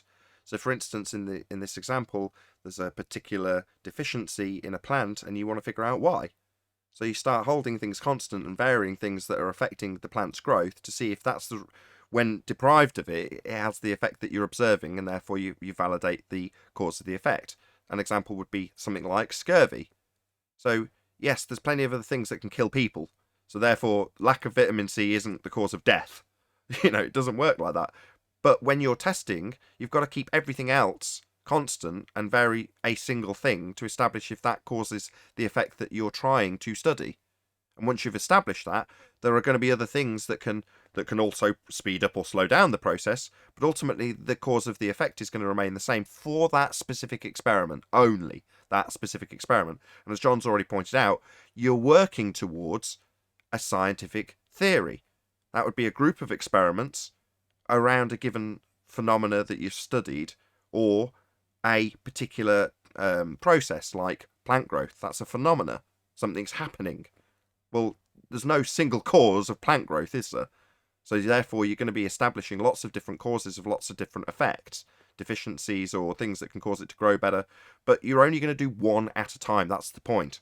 Now, when it comes down to, this is why we discuss this so much, claims that come from the globe, they'll often have multiple variables, or time as the variable that's being changed, things like that. So knowing that an independent variable is the thing being varied and everything else remains constant is to understand that you've only got one of them, and it's your presumed cause of the effect that's being studied in that particular experiment. And as a group, you might form a theory based on lots of things that have been studied with everything else held constant and different variables changed, to give you a better idea as a whole of something that's more complex than just a single phenomena like boiling water. Sorry for asking so many philosophical questions, I but what's apologise. really got me interested. Don't need to apologise one bit. Well, can I add one thing before we switch topics? Didn't know we were changing topics, but go ahead. I understand testing the IVs one at a time, holding the rest as controls. But what of synergy? Like, the idea that two things can have an effect greater than their individual, amounts. At that point, after you've exhausted doing the IV for the ones, like all individually, wouldn't you try combining them? Yeah, you are combining them. You're holding the other ones constant. You're not eliminating the constants. No, I mean, but you're talking in a more broad like, term. you I know, can give holding you... two Sorry, go on. constants and doing two, for instance, in a separate experiment. No. It's always one. After you've established like plant growth theory, then there wouldn't be anything wrong with what you just said. No. But just to expand it out, just to make your example make sense, and it does.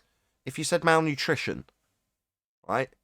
Well, if you start varying the amount of vitamin C in somebody that's got malnutrition, yeah, they still have the same effect. So you're going to say it's that single thing that's caused it?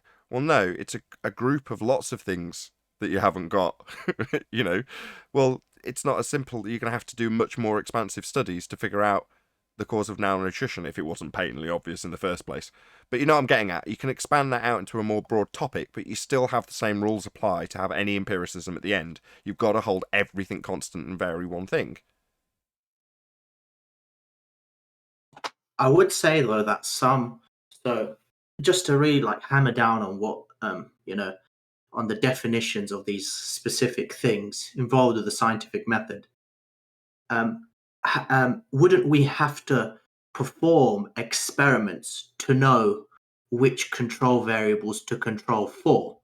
So if we didn't know that gas pressure affects the boiling point of water, right, we wouldn't be able to control for it.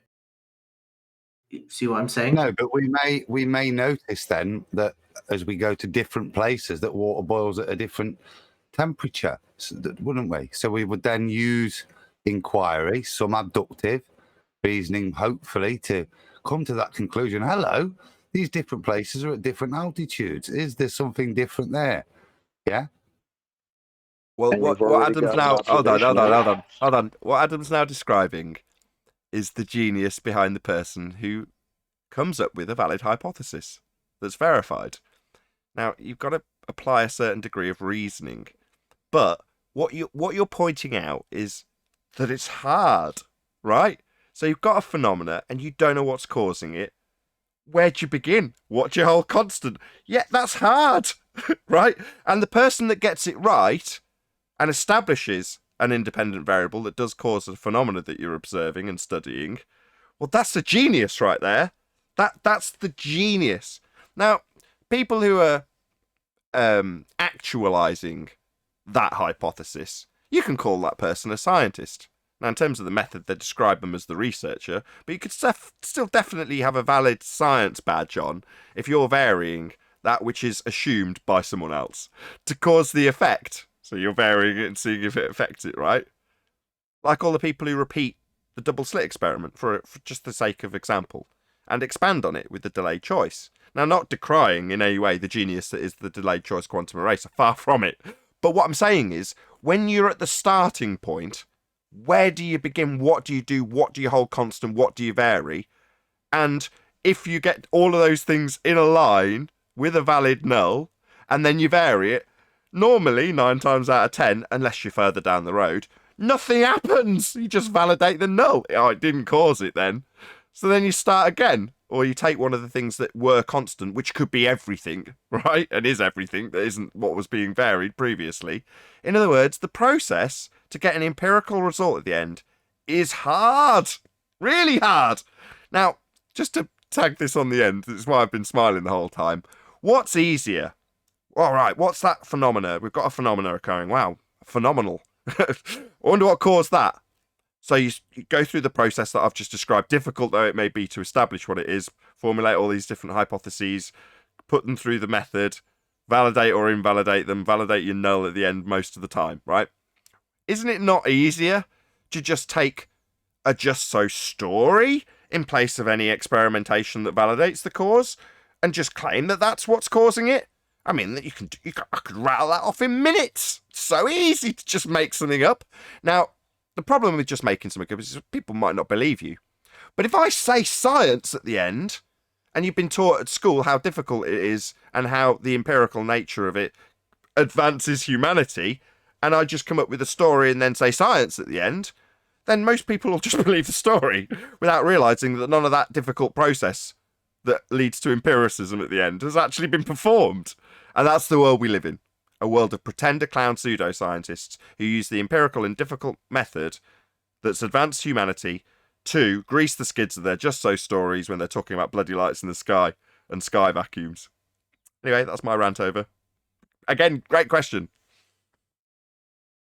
Another thing I would say about certain control variables is that, well, you kind of have to empirically, so you have to, in order to control for gas pressure, you have to know that gas pressure affects boiling point of water or a liquid. Exactly. But there are some control variables which don't have to be empirically proven prior.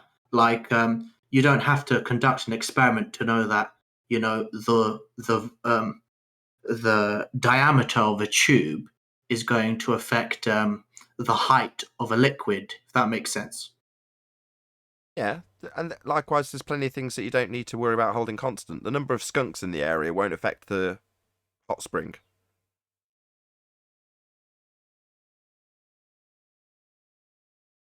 In other words, there's plenty you don't need to worry about.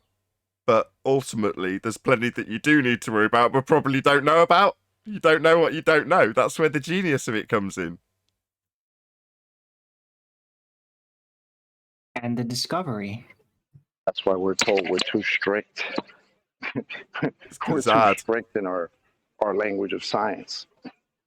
Pretty funny coming from a bunch of people who claim science until you ask them, where's the science? And one of the reasons that pressure isn't the cause of the phase change in water is because you can't change the pressure to freeze ice. I've never pushed on water and froze ice. Like, it's affecting your cause. But I've heard people say that pressure can cause water to boil just by itself, and that's wrong. I think the problem is that not wrong. I think the problem is that in like the science has been redefined, or hasn't been properly defined, especially in like you even see sometimes mistakes in terms of the scientific method being made on, you know, university departments, you know, like you can't even trust a lot of times university departments to perform the scientific method correctly, because when you go and look at their different definitions for the scientific method, a lot of them are incorrect, you know. So it's kind Say of that one more time. a lot of university departments will so say you're interested about the scientific method and you can you guys hear me okay? Yeah. And you so you say, okay, I don't want to just believe, you know, just so stories. I don't want to believe in fairy tales. I want to do this whole science thing myself. So you go on the internet and you look up scientific method. If you do that, at least when I've done that, I've found contradictory methods. And so it kind of set me down this road of what actually is the scientific method. For example, I think one of them was, I don't know, I think you mentioned it in one of your videos, Quantum Eraser, the University of Berkeley. I'm not sure if it was University of Berkeley. Don't quote me on this. I mentioned it because the crayon munching numpty dipshits went to the University of Evolution and tried to define science with that. Okay, yeah, that's incorrect. Is that the hold on? Is that the science of smiles? Yes, I love it. Berkeley, man, wicked. Okay, carry on. So I got so like engrossed in what is this scientific method thing that I actually went into the archives and I was looking for, you know, Roger Bacon's original, you know, manuscripts and stuff, because a lot of the things on different like on Google Images and on different websites, they were just so contradictory, or one had more steps than the other, you know. One had, you know, preliminary research whilst the other didn't. One said like kind of formulate a hypothesis, you know, and so Did you watch my science presentations? Then you wouldn't be asking this question. Remember when I said there's many steps to the scientific method, but there are 3 indispensable ones. What are the 3 indispensable steps of the scientific method? The 3 indispensable ones are formulating a logically valid hypothesis, having an independent Skip one. variable Skip one. to which you can vary, and having a dependent variable which you can measure, and obviously having control variables, as many as we discussed before. Nope. Close. You got to Not bad. start somewhere. Not bad. Not bad. That was close. It's not bad. It's close. So we're not getting into the weeds. I just asked you a general question. The 3 indispensable steps are: the first step, natural phenomena observed. That's where you get your dependent variable. Second step, hypothesis construction. Of course, it has to be viable. And the third one, experiment. That's it. Thanks. But, yeah, sorry, I should have said that. Can I just speak to his point, though? Because you're saying when you go and do research, you get a lot of contradictory ideas about what science actually is. That's your overriding point. Now, just as a question to you, you may have stumbled across this on one of QE's presentations. Bearing in mind that most of the material is coming from universities, of all the published papers, what sort of percentage do you think have actually gone through the scientific method? As a guess, just guess. You don't need the scientific method. You have peer review, right? Where a professor comes along and he blesses your paper. He gives it his blessing. Okay. And then it's science, isn't it?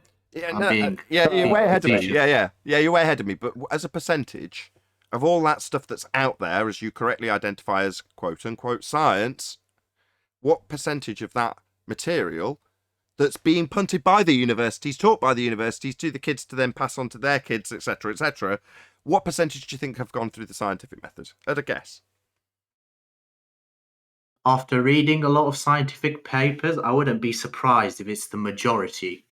So more than 50%. More than 50 have gone through the scientific method or have not? Have not. How much more than half? Just put a percent on it. I don't know. I would say 60%. So if I was to tell you, my approximation. I won't steal QE's thunder because he gave me this stat, so I'll allow him. QE. No, go ahead, man. I'm eating breakfast. It's less than 1%. Less than 1%. You kidding me? Nope. Less than 1% of all of those papers published by, taught by, studied over, funded by, huge amounts of cash, huge amounts of... It doesn't make it invalid, but I'm just saying that none of it's gone through the scientific method. That's the bottom line. It's all called science. Can I get the stats for that? Where's that? Where that at? Yeah, I'll give it to you. Wait till I'm done eating breakfast. Thank you. You could do it yourself. You don't need the stats for it. Just do it yourself. Go into any of the databases, NCBI or Google Scholar, and just start randomly typing in search terms for scientific papers. Then what you do is you word search hypothesis, independent, dependent, and experiment, and you can validate it yourself. It's not that hard. And it won't take long. I can just picture the faces of people who do this. I'm glad we got the reaction we did. Because when I heard that stat, I was like, my God, you gotta be joking. Yeah, we live in a pseudoscience world. I think legally, if something claims to be a scientific paper, but it doesn't have the prerequisite methodology, which we talked about before, it's not really a scientific paper, is it? It would be akin to like a fraudulent document of some kind. It's not legally. I don't know about legally. I haven't looked it up in the legal definition. I'll have to ask Anthony to do it in the legal dictionary on my behalf. But it's actually just a linguistic thing. So the definition of pseudoscience is a claim of science that has not been through the scientific method. So that's the definition of pseudoscience. So therefore, if the paper comes out and claims to be science and it hasn't been through those methods.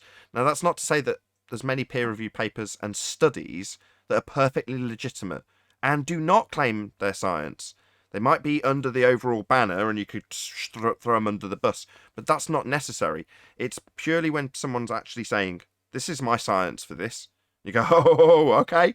Well, then you're opening yourself up to have it, like whatever the control V is or whatever, to do a search on these paper and look for independent variable, dependent variable, experiment, hypothesis, a few search terms, and you'll come up a blank every single time.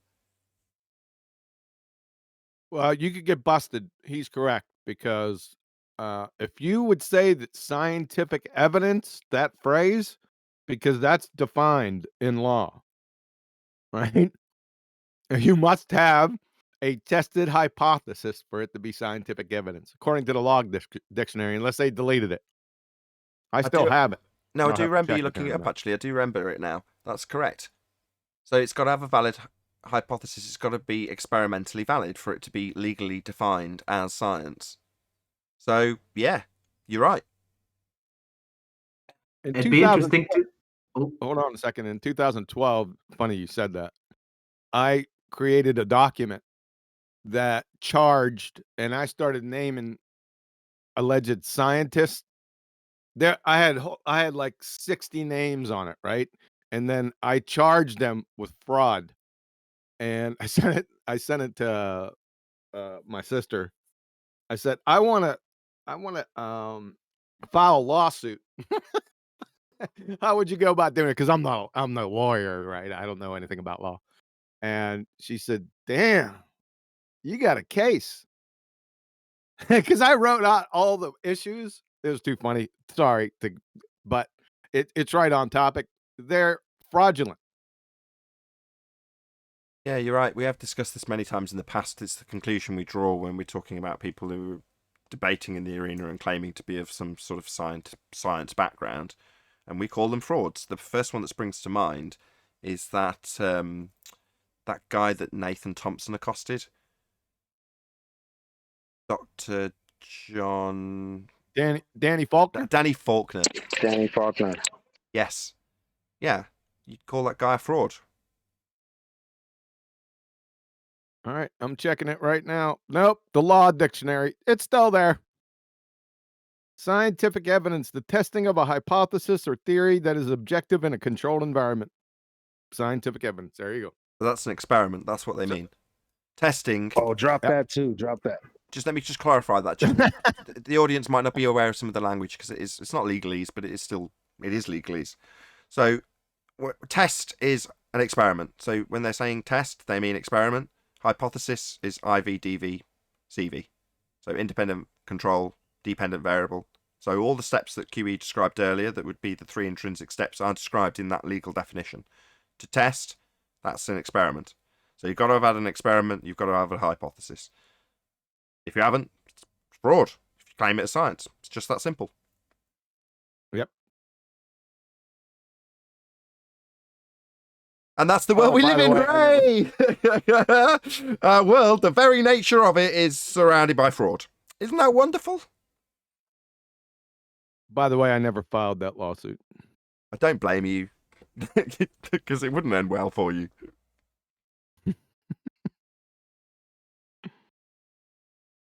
Yeah, consensus rules, unfortunately. That's the society we live in. We do live in a consensus-based society. I nearly choked when we went on Steve McRae's show, and that was one of the first questions that was asked to them. Do you believe that the reality we experience is governed by consensus? And I remember, I think it was Chris Monk that asked that question. I remember sitting back thinking, well, obviously they're not going to say yes. That's the most ludicrous thing that could ever cross their lips. And in unison, they all said, yes, yes, consensus does dictate our reality. I'm like, what? You're having a laugh? You've got to be kidding me. Yeah, they have no depth.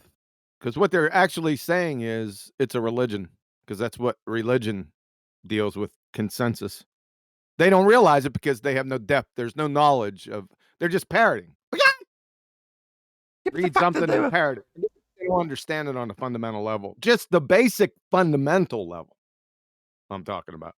But the fact that they would admit to it, for me, that was the end of the debate. Yep. Check this out.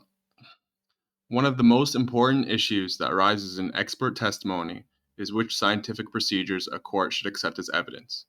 Many scientific procedures are not seriously in dispute and are accepted by courts with little or no inquisition into their validity.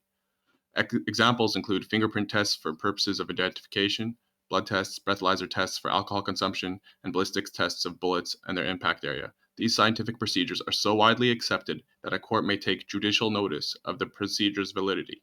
Judicial notice means that the parties in the case do not have to present evidence to the court to establish the validity of scientific procedure. In some instances, legislators have specifically authorized the use of scientific tests, such as, yeah, that's irrelevant. But yeah, basically they don't have to present evidence to show that it's a valid scientific experiment or what. Well, most of the time you're asking, it's not even science to begin with. That's the biggest problem. Right? Yeah. It depends on the question that you're asking. It's not most of it, it's not natural science to begin with. A fingerprint's So not you a got to go phenomenon. back to the actual. Go ahead. I was just going to say, a fingerprint's not a phenomenon, right? So what caused this fingerprint to get here? Right? That's not an establishment of a phenomena. So, like you say, it's not a science question to begin with. Forensic science, man. And they'd probably do the same thing with like bunk science, like, you know, carbon dating and stuff. They'll just take judicial notice and not bother with evidence. Forensic science isn't science. It's a misnomer. There's no hypotheses in forensic science at all. Zero.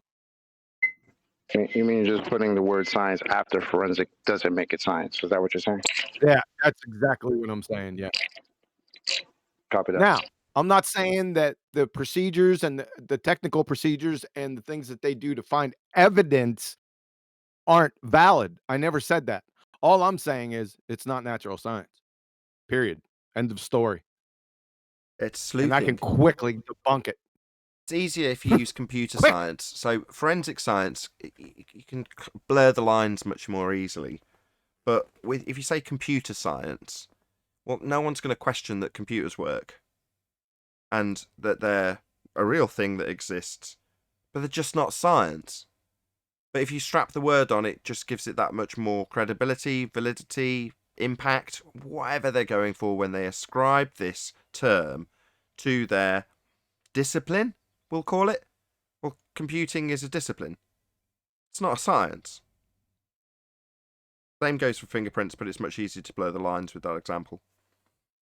I think computer science would be a subset of mathematics, I feel. In talking about it depends on what part of computer science you're talking about, because if you're talking about, you know, the actual computer itself, the electronic components of the computer, you know, the CPU, the RAM, and the natural sciences are going to be involved there. But like, again, computer science, some parts of it are just basically, you know, like really in-depth logic and mathematics and philosophy. Yeah, that's communications. That's what a computer's doing, right? It's all communicating within itself, and you're describing that with the logic. But that's language. So yes, a computer's dealing with language. It's passing on data around its system and giving you an output at the end. Well, that's language. That's not science either. But people will call it computer science because it's very technical. Well, often they'll bracket these things together, science and technology. Well, you can claim fingerprinting is a type of technology if you wish, but it's not science. Is technology like the hardware a result part is of engineering. science? It can be. Often some great advancements are made by scientific discovery that results in technology that we use. So yes, often technology will follow scientific discovery, but that doesn't make the microwave science. Talking So about since you're- microwaves, sorry. Go Talking about Contract. Yeah, go ahead. Oh, I was just gonna say, it says here in terms of like the evidence that is not considered like universally accepted, and as such is not judicially noticed as an automatic valid source of scientific evidence, regardless of whether it is science to begin with. Like you guys mentioned forensic science and stuff. For that evidence that isn't that, it's not widely accepted and stuff. There's they actually run through the motions a little bit more. They're more stringent. It says they may be admitted as evidence, but only after an expert witness has testified to the validity of the test. In determining whether to admit scientific evidence from procedures that are not universally accepted, a court must ask whether the test is reliable. A technique's reliability depends on a number of factors, including whether the technique can be or has been tested, whether it has been subjected to peer review, whether the test procedures have been published, whether the test has a margin of error, and if so, at what rate, and whether the technique as applied conform to existing standards for the test. That's self-contradictory in legal speak, because you can't have a margin of error with an empirical test. So if you've got a valid scientific piece of evidence, then the outcome that it's providing is an empirical outcome. So there is no margin of error. Right, it would become statistics then. Yep, nice pickup. Yep, you got it. Yeah, it'd all be good if the universally accepted stuff was in fact science. You know, I understand you don't have to like redo all of the motions and show how it's, you know, proven and stuff if it's actually science, but that's the issue. There's obviously an overlap. Specific. You got to go on. Sorry, Q. Go ahead. I was going to say, I was saying you got to. We're just talking generally speaking. I like hyper specificity. So let's just over the next 2,000 shows go through each one and see if it's science. Good luck with that. You start off. Before we do go through every single claim in the papers, what the problem I see here is that as a general societal tool, the word science is misappropriated to give things a greater sense of validity. Now, because of that, there's going to be an assessment on how good is this science, which in itself makes no sense. But if you've got a legitimate way of measuring something for the sake of argument, and I've seen this in audio, people do it all the time, because they've got a very good piece of measuring equipment, you know, a Hewlett-Packard measuring tool that costs 25 grand, and they can measure something on it, they can say, my measurement is accurate, and I know it is for all these reasons. But just saying that isn't enough. So I'm going to say my measurement is scientifically accurate. Now, they don't realise when they say that, because it's societal, that technically someone like me can come along and completely invalidate your claim as a pseudo-science claim, even though it's perfectly true to assert your measurement as being accurate. It is. You've measured it. You've given me justifiable reason to believe that the testing equipment has been set up correctly. Therefore, I will accept your measurement until you call it science. Now, that is unfortunate for those people who didn't realise that when they said their measurements were science, that opened them up to have us persecute them for their mistake, their error. And I'm sure in those instances, people would say, okay, it's not science, but it's still absolutely true. You go, yeah. So go forth and declare it as so. True by way of measurement, not true by way of science. And if you're unfortunate to be caught in the crossfire, and there will be crossfire in this regard with people with legitimate, justifiable research, measurements, whatever it may be, that have been unfortunate enough to fall into the trap of calling it science and then get called out on it, they will just rephrase what they've said. Maybe even apologise. Oh, right, that was a mistake on my part. Doesn't mean what I said wasn't true. Here's how it's true. And people will assess it on its merits just exactly the same as they did before, because that's the standard, it seems, at least in legal terms, people will give to measurements or sleuthing, and that's perfectly legitimate. But all of those things have been bracketed as science, whether they're legit or not, which is very great if you're the swindler that's using it to claim something in the sky is science, because you've absolutely got no legitimate reason to claim it. So you're the furthest away from the science. But the people who've got actual measurements of stuff who've called it science, well, tough luck. You know what you're saying. Words have meanings. And if you're going to invalidate a perfectly good measurement because you've called it science, more fool you. You won't get much sympathy from me. And unfortunately, for there to be any change, we've got to start being hyper-specific, as QE says. There's no point going, well, they can kind of call that science because it's a really good measurement, so we'll let them off. No, that's not how it works. Now, I had this baptism of fire with Dr. John Dee. Now, absolutely accredited in his field. A lot of his assertions are not science. He was, back then, several years ago now, calling them science. Now, he's a fully credited PhD. I'm a grunt by comparison. And I'm telling him, no, you're not going to call this science. No, it's not still a little bit science. I'm sorry. I'm not having it. You're not going to get away with it because you've got a PhD. And after a bit of massaging from me, and a few stronger words in our language between our emails, he eventually conceded. But he was one of those people. He's caught in the crossfire. What he's showing and presenting and testing and measuring aren't scientific tests. But does that mean that he's got less magic? Unfortunately, yes. Because it's being used in the same way as everyone else uses it to give more credibility to a perfectly legitimate measurement. Well, that doesn't mean it's science, and it doesn't mean you can get away with using the magic trick either. Go ahead, whoever that was. I have a question. Good. You kept saying measurement. Is science qualitative or quantitative? Qualitative. Oh. Yep. So not measuring. No. Right. Thanks. Well, some people could get around that. It just depends. Hold on, there's some nuance here. It either is the cause of the effect or it isn't. Sometimes, depending on what the effect is, you may need to measure that effect to tell if there was an effect that the IV caused. That doesn't make the entire hypothesis quantitative. Follow? Yeah, I understand. In other words, when you're taking a measurement, you're measuring whether or not the effect occurs.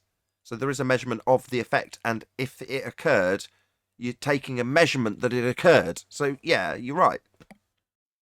Right, like Yes, heat there's a nuance increases there. gas pressure. There's a You're gonna nuance have to there. measure the quantity of the pressure in order to establish the difference. Somebody said it, or I think Percentage just said it. How'd you say that, Percentage? I said you're quantifying the quality. Yeah, exactly. Yes, that's very well put. Yeah.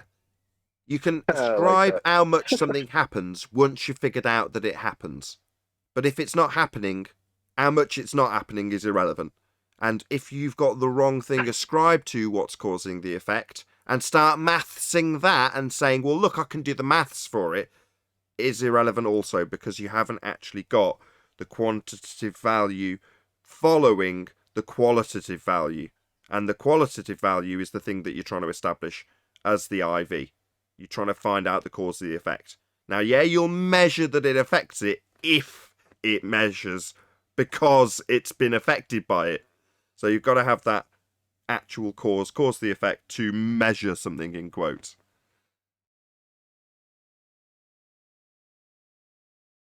You guys are getting scary, man. I could almost step down right now and just let you guys run with the ball.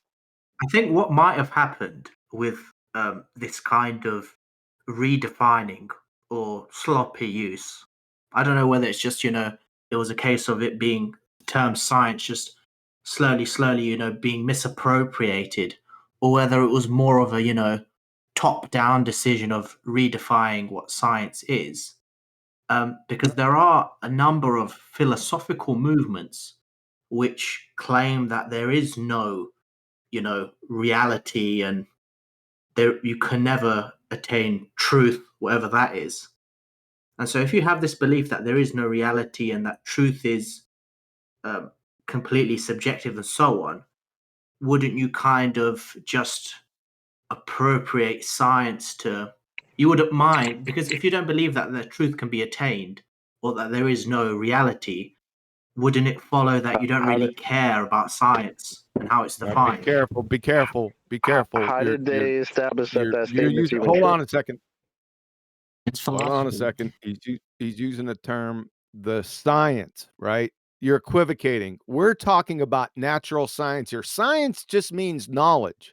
So be hyper specific. I should have done it, in the beginning, but I didn't do it. But now I keep on saying natural science, trying to get people to, okay, because science, that opens up a whole big door, right? We're not talking about that door. We're talking about a specific chunk of that door. natural science, right? The genre that we're in. Correct? Follow? Hold on, John. And Stern, I think you're overthinking it a little bit. Can somebody hear me? Yeah. Can somebody hear me? All right. Go ahead. I thought that science meant science and knowledge meant knowledge. Since when are they interchangeable? I thought that just science is science, knowledge is knowledge. The entire use of science is all cultural programming. It's a top-down decision not to be stopped, because I bet that when this first started to happen in media, actual scientists were obviously objective, right? But they went for it anyway. Eli, So you- not right. No. God, Eli, you're causing chaos. Oh, Did I tell get through? Eli I dropped those citations in live stream. Let me use it. So no. Did I get through? So no. If you define science, it's defined Hello? just the term science. It's just knowledge. That's it. But natural science, that's a whole different ballgame.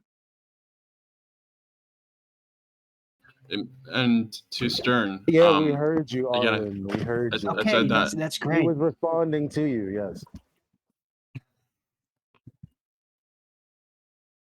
Thank you, G+. Go ahead, percent. Yeah, I was saying, I think he's overthinking it a little bit. The reason they call it science when it's not science is simply greed and corruption, and they just want to cut corners. They, it's like if I was a mechanic and I just didn't said that this vehicle passed its MOT or something without actually testing it out. It's just laziness and wanting to cut corners. You could call it bottom up if you want, but it's as simple as that. It's human nature to take advantage when checks aren't in place and when there's no oversight, and that's exactly what's happening. Yeah, it's, but the question of why is almost impossible to answer. Like, we can ascertain that they're not performing the method properly. Why they're doing it is because they benefit from it. Then here's the who thing knows for me. why? So you Can't know mentioned why. the word. You mentioned the word truth, right? Like a universal truth. I don't know about that, but the scientific method for me is just saying, okay, this person says that this is happening in an experimental setup. Like, it's like, okay, is that true? All I need to do is verify that what they're saying is actually happening. So when it comes to these people that are saying, oh, well, science of this and that and the third, it's like, well, okay, I don't care what you call it or how you feel about it. How am I to know that what you're saying is true? How am I to know that? Also, we do know why they do it. That's right, but we do know why they hijack the term. And it's because it's a stamp of approval that might as well have the word valid written on it. You just stamp the word science on it, and people instinctively think that's true, valid. Fingerprints. So we've got a fingerprint. He was definitely there then. She was definitely at the scene of the crime because we've got her fingerprints there. So science, well, that makes sense because it's absolutely empirical. So when you say, well, to cut corners, well, cut what corner? Well, the corner between actually having the proof that you claim is true and not having it. Well, if you haven't got it, it's just so much quicker and easier to stamp science on it and say, there you go, exactly. Valid, empirical. So it's a magic word.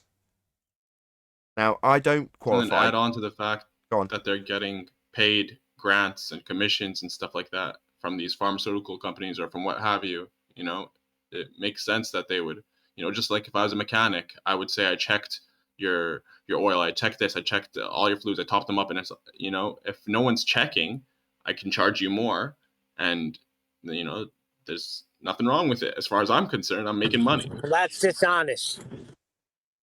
That's the world we live in. Correct. We live in a dishonest world. That's exactly the problem. But like I say, that makes you a pseudo mechanic.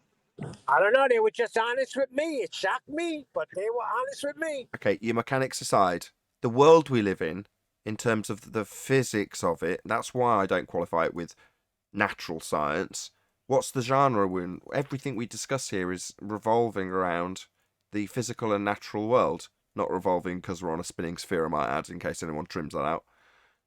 So that's the genre. We're talking about the physical and natural world. So when we say science here, that's what we're talking about. It's very specific. I don't think you have to presuppose.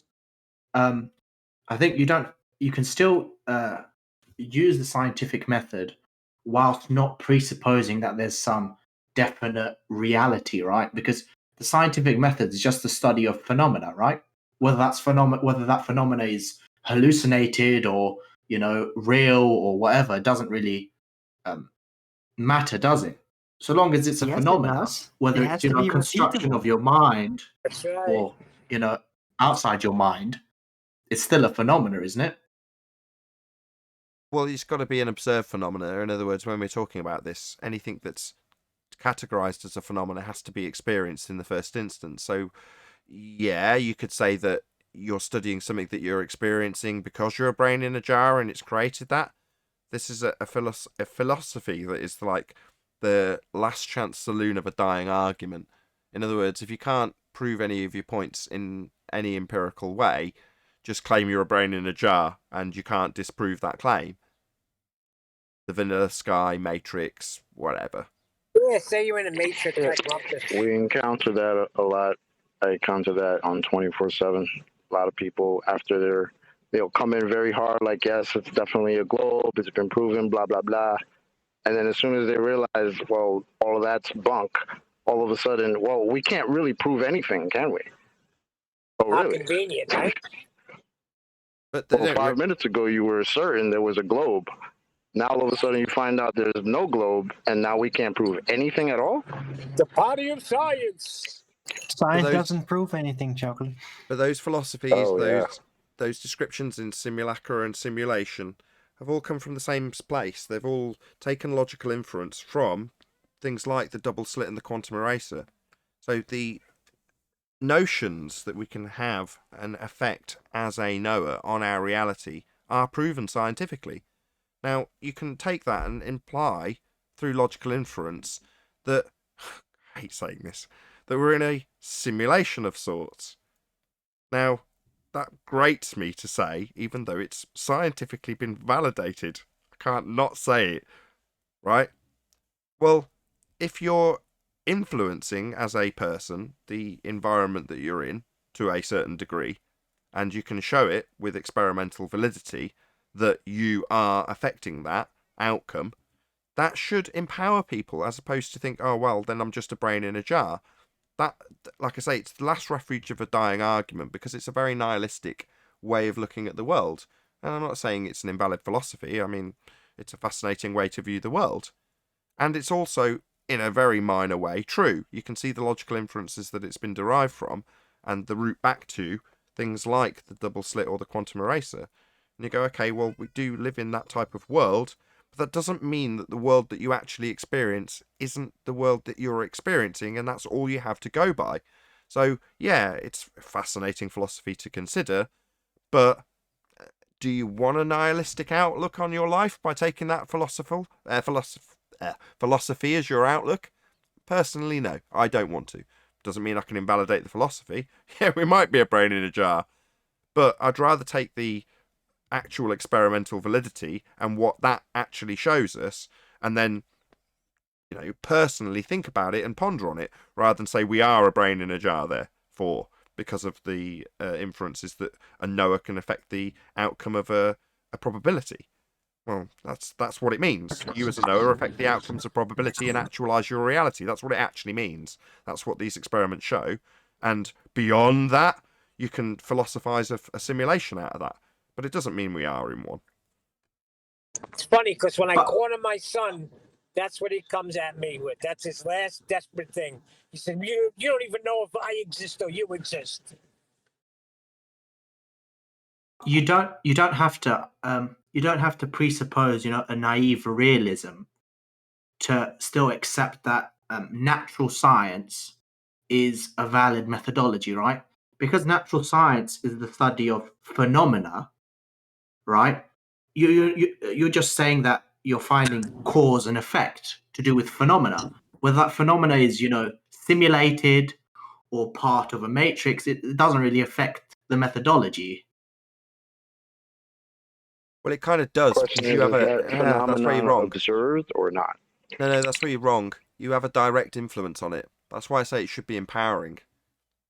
So, I don't know, maybe go back and watch Quantum Eraser's presentations on the delayed choice quantum eraser, which is his namesake.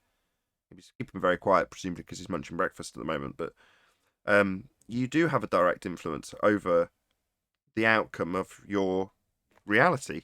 And at a very base level, that is explained in the cause of the effect when it comes to the breakdown of what starts as a probability and becomes an actual thing.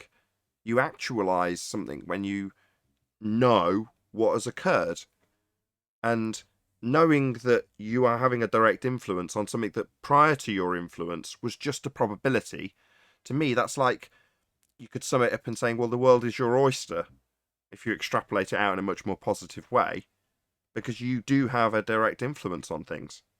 Now, while I say that that's like it's really profound, it's much more simple when you think about the fact that you can literally influence things, right? I can pick things up, I can put things down, I have a direct influence over my life and my surroundings.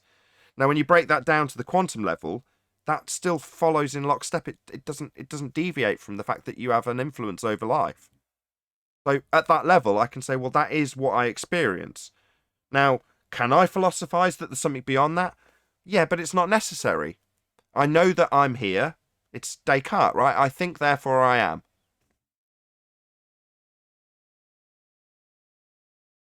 I love that.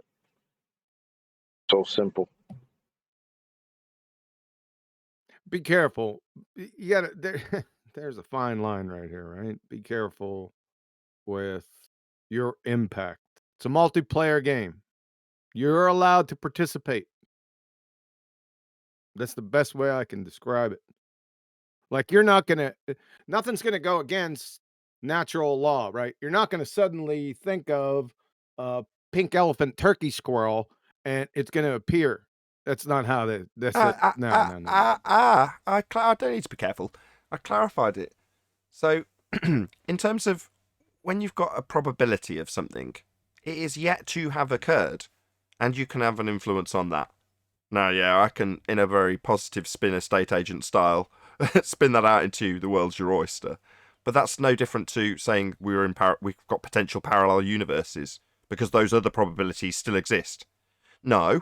Once you have had the influence over whatever started as a probability, it's actualized. And from that point forward, you've got no influence over it. It doesn't go back to being a probability that you can alter. Yeah? So in the physical realm that we experience, nothing that I'm physically touching exists as a probability. Now, the light that goes through and diffracts, now I can potentially influence that if I was to set it up in such a manner that I could determine which path it had taken through the leaf that it diffracted through, right? I could potentially influence that, right? And set it up with controls. Now, that's been done already. So at that level, where you have a probability distribution before your very eyes, I could influence that, right? But that's about it. You know what I mean? Everything else is already actualized. It's already taken its manifest state. So once it's manifest, can you change its state? No! You could have back in the time when it was a probability, but in the same way as beyond the realm that we know, let's pretend, just for the sake of this example, that we have, I'll even give it a heliocentric framework, just for the fundies watching. Let's pretend that in the heliocentric model, and that's the world we're living in this example, they've got an edge to the existence of what has currently been created. Now, beyond that limitation, there exists in the quantum realm nothing but possibilities. Now, everything within that realm, though, is already manifest. It's already taken its state. So can you influence anything that's actualized already? No. But is there stuff beyond that that you could influence because it hasn't already been manifest? Yes. Now, if you want to put that in a matrix example, when you get, or a computer game example, when you get to the edge of where things have been rendered, yeah? Well, before they're rendered, they're not rendered. They only exist as a possibility. And when you get there, your being there makes them render. Yeah? Well, that's much more akin to what is described by way of the delayed choice or the double slit experiments. The possibility that lies at the edge of the map in a computer game. That's how you could influence it. But those are things that have never been experienced. So if you go to a land that already has been experienced and exists, then it's already in existence and you're not going to influence it. It's not going to pop out of existence and then you come along and say, well, I'm going to influence the probability of its existence hereafter. It's already manifest. There you go. Is that enough? I heard it wasn't an experiment to double slit. I love it. You heard the double slit wasn't an experiment? That's what I heard. Why not? Like Not a diffract. natural observed phenomena. I don't know. I remember hearing it going on about it. Beat you to it. You said there's no phenomena. Like diffracts, Neil. That definitely happens. I remember that guy Anon really pushing QE to the limit on that. Yeah, he wouldn't Pushing tell it him. to the That's limit? why. You mean the- It's that happened because, and I totally get it now, right? When you've got somebody on the ropes, like earlier today when I'm like, what's orthographic view? And the guy doesn't know. Are you going to turn around and tell him? No. Well, Anon didn't have the slightest clue what the phenomena was, and it had been detailed dozens of times in dozens of presentations. He just didn't know it. So QE wasn't going to tell him. Yeah, that was entertaining, though. I remember. I used to laugh my butt off with that.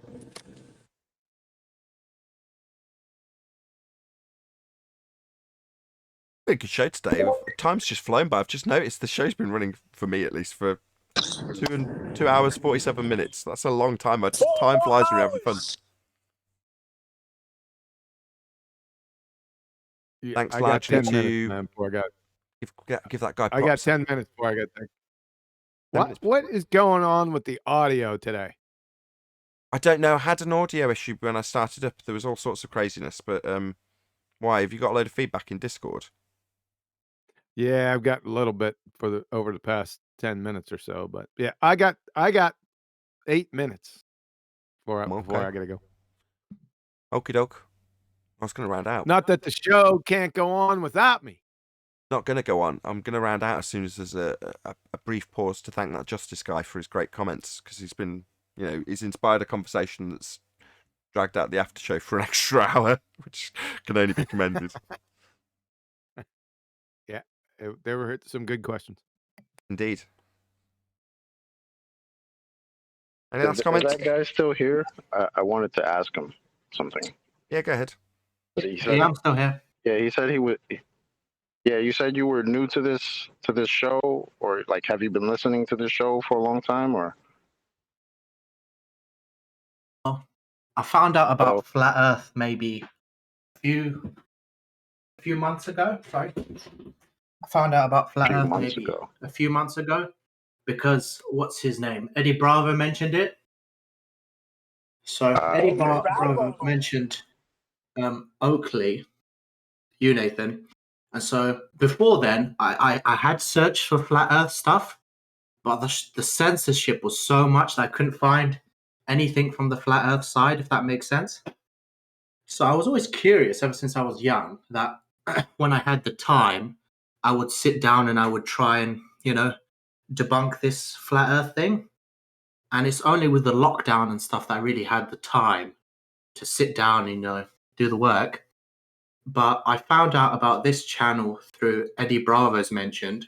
And then luckily, Nathan Oakley, your channel, is not off. It's still on YouTube. It hasn't been, deplatformed yet. And then I was just listening to, Black Swan. And then I sat down and I did the trig. I did the trig for the radius of the Earth. And then that's when I knew that, okay, there's something wrong here. Perfect. Very similar story to John, father of a stolen child. When you realise you haven't got a radius, that's the end of the globe. With that, I am going to say a massive, huge, enormous thank you, first and foremost, to both Discord and G+ panels for making today's after show possible. And of course, a massive thank you to all of you in either Nathan Oakley 1980 or Nathan Oakley Premiering streams for hopefully smashing the super chat, liking, commenting, sharing, subscribing, and all that good stuff. Also, below this video, you can get £50 for swapping your UK electricity supplier to Octopus Energy. I've been Nathan Oakley, and I'll see you all in the next video.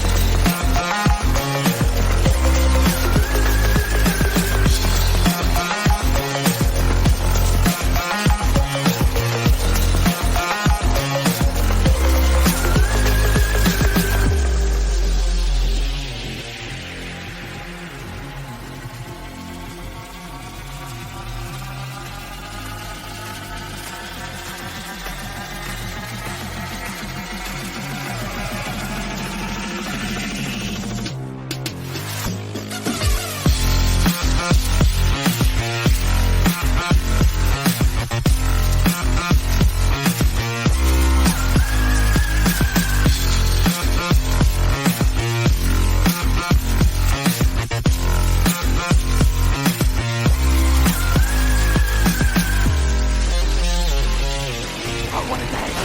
What a lovely day!